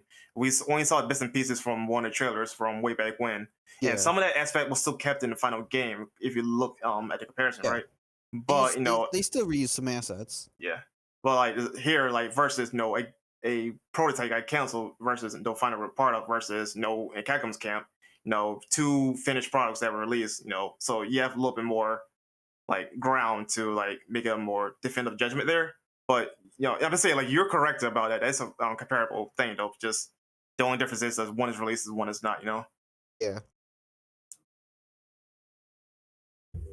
So I think we're done here, right? Unless anybody got any final comments. We do have one question left, don't we? Or we already did it? I mean, for We pretty much. 11. We did question 11 already. Yeah. We At did. 12. Did we rank the game? Did we rank? No. We did 11 though. We're going on 12. Okay, Yeah, I'm just we're making going on sure. 12. That kind of confused me a little bit, but it's all right. I could Been almost going for almost 4 hours, so I'm just like. Oh yeah, let's wrap this up. What are the cons? Oh, okay. What are the pros and cons of this game? Would you rank it against the other titles in the series? Well, my take on it is that no, I really do enjoy Code Veronica. Like it's almost up there for like one of my favorite Resident Evil games. But the flaws that I do have also knock it down. Like it's a really good game, but the flaws are like really noticeable that prevent it from being like top tier. So it's like I say in a B range, just because of the flaws hold it back greatly from being like air quotes perfect. Yeah, In- I mean, if we're talking You about first, like, Austin. Go ahead. if Go we're ahead. gonna be talking about like fixed camera / tank controls, classic RE like stuff, I would definitely put it in out of like Resident Evil like 0, Resident Evil 1, a remake, and original, and 2 original, and 3 original. I would definitely put it like number 3 in terms of like how fun it is to play. I would rank it personally. It's higher enjoyment value than remake, but I think in terms of like actual like critique, it would be the best tank control one is definitely remake, and then number 2 I would go for Resident Evil 3, and then I would go CVX. That would be my like ranking, because CVX, like I said, it's still more of a enjoyment game for me, but on a critical level, it does lack some like features that would have been heavily needed from like Resident Evil 3. And some of the cons is like some of the pacing in the game is a little rough. I think the beginning bit, even though it is a fun beginning bit, it does get a little drag on replays. Otherwise, when you get through the beginning bit, it's a lot better in replays. That's like my only con. There's a lot more. I mean, I felt like there's a lot more backtracking with this game than other previous Resident Evil titles. There's a lot of backtracking, yeah, I would agree, but I think wouldn't remake feel it. 1 or Resident Evil 1 in general had probably the most backtracking, honestly. I think part because you play as Chris and you go back to the first area, then you move on to the second one. Probably that will contribute to the backtracking, but I don't know. I mean, Shadow here just replayed the original on his anniversary stream, so he has the most knowledge on that. Yeah, there is some backtracking, but the game was made in 1997. There's going to be backtracking. That's how shit works. Major. So you can't fault it for that. No. Yeah. What? I was just gonna say I've got some. I recently been a few months ago did a tier list of all the Resident Evil games I've played, And Code Veronica came in at B, and I have, well, with S being the highest, obviously. And I have some very clearly defined pros and cons for what put it there. Now, for pros, the good things, the way I see it out of the classic survival horror entries, it feels the most like a puzzle box in the truest sense. It feels very large. The puzzles are very diverse and scattered around, and I don't mind the backtracking as much. It feels like you've been put in a very large open area with lots of, puzzles and tricks and traps and things to explore. It feels like you're solving it piece by piece as you go along, and the game's length does also add to that because there's more of it by proxy. It just feels the most fleshed out in terms of your classic solve the mystery experience, because when it comes down to it, Resident Evil at its heart is a puzzle game. But my cons, which kind of balance out the positive of it's the most well-defined survival horror entry for its puzzles, is one, respawning enemies. We get them in the series, but I felt like Code Veronica was especially brutal with its respawning enemies and having to be very meticulous and careful with your item management. Like, you can get really severely screwed over if you don't have a good mind for what you're doing. The difficulty curve, as several people have said on the stream tonight, when you get to Chris, can be very steep. So difficulty kind of brings it down. The most fleshed, something just said in chat there, yeah, down morphs. But the puzzles kind of balance it out. So for me, it kind of sits in the middle of the B, very much, middle of the road. Very good in some ways and kind of very frustrating in others. Yeah. Somebody else take the floor. Go ahead. I don't have much to say except I agree with it being a B. Like, it's not the worst RE game. It's definitely a good game. It has its quirks. I think the main thing that I like to highlight on is how the story took things into a wacky level, but they definitely wanted to take themselves seriously. This is where the storytelling peaked, trying to sort of like tie this bow into, we're going to take these 3 games and we're going to definitely try to say something here with the next level.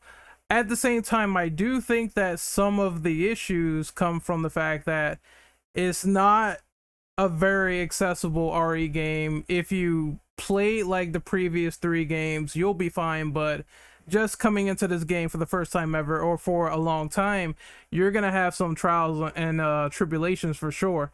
One in particular is, like I said, the end game starts to get really stacked against you with the enemy placement, and some of them are not good, especially the 3 sweepers outside of the military complex. I found that to be annoying.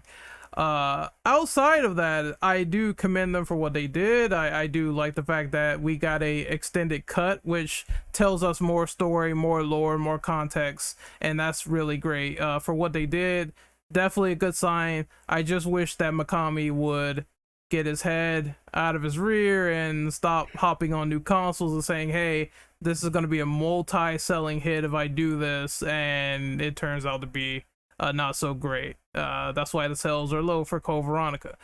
Overall, I would say definitely get into it, definitely brush up on your knowledge, and you'll probably have a better time with it if you played the other 3. If not, then get ready for a beating when you play with Chris. That's it. I'll say in terms of the characters, while we have a small cast of characters that we're working with, I feel like they're more memorable in a sense compared to other titles, like especially with the Ashfords, with their quirky personalities and everything. I don't know if anyone else agrees with me on that point, but I do. Well, they were memorable, but for different reasons. Well, the weird reasons, yes. And did we even highlight the fact that Alfred dresses up like a sister? Did we even talk about that? No, actually, we did not. I was going to talk about that, but I forgot. we somehow didn't talk about that. There's a lot of it, but hey, Yeah, you how know, did this if you not not get played the game, mentioned? experience it for yourself. You know, The funniest one was in Darkside though. He just like I think he did a Yes. barrel roll out somewhere. Yeah. I just remember the wig being there. I'm like, hold on, we just chased him in here. What's going on? And then he just attacks Steve, and he sees his face in the mirror. I'm just like, this is so fucking ridiculous. I think it just shows how crazy he really was after all these years. He really went insane. Well, you Yeah, also have to remember that, not only did he lose his father, granted, he was basically an experiment to him, but he also lost his sister, who was the one person he was essentially close to. And after he lost, his only two family members, he basically went crazy. it's definitely a tragic story for him too, because basically they're saying he was alone all this time, and the only person he had was Alexia. That was it. So, like, even he may not be your favorite villain or everything, but you do have to kind of have some sympathy in the fact, that he even went through his own tragic situation. Yeah, I definitely agree with that though. But sadly though, the game doesn't do him any service with that regard, So like he was a victim of not only like poor acting, from Capcom's side, whatnot. But yeah, I do agree. Like, he is definitely, a villain that deserves at least a little bit more, sympathy from that regard. a remake will do it better justice, I'm sure. Yeah. It would. It would. Mhm. It's So yeah. Anything else, guys? left in a position. Just that Alfred was left in a position where he was sadly only one wig away from insanity. Oh my god. I couldn't help it. I couldn't help it. I mean, if he could laugh like he can laugh in the original, then yeah, he's definitely lost some brain cells, and his insanity is quite apparent. I mean, like a songbird on helium. Alright, stop it. Stop! Thank you. Thank you. Can we kill Austin, please? Like, I don't mind this. Man, we'll rap through that, man. Come in, pumping him full of lid. Let me go get my pumpkin. Be careful, you might be casted in the remake for Code Veronica. Oh man. I wouldn't mind it. That's Oh. fucking money right there. Oh Yeah, man. man. If they give me options to shoot him, then I'd be like, you know what? Fine. Let's get this over with. Shoot him. Yes, but just non-stop hear a freaking cue line of just. Anywho, anyone else? Yeah, it's a fun game. I highly doubt people are going to play this game first, so I think some of the unfamiliarity of the game's not going to be too bad. It's corny. It's a little punishing at times, but I don't think it's over too much. And yeah, nostalgically holds a decent spot for me. So yeah.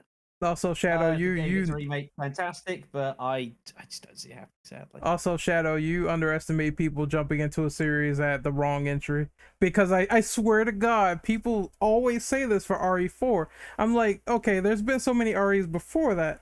Which game you played first? Like RE4. I'm like, wait, you haven't played 3, 1, 2? It was like, nope, I played RE4. No.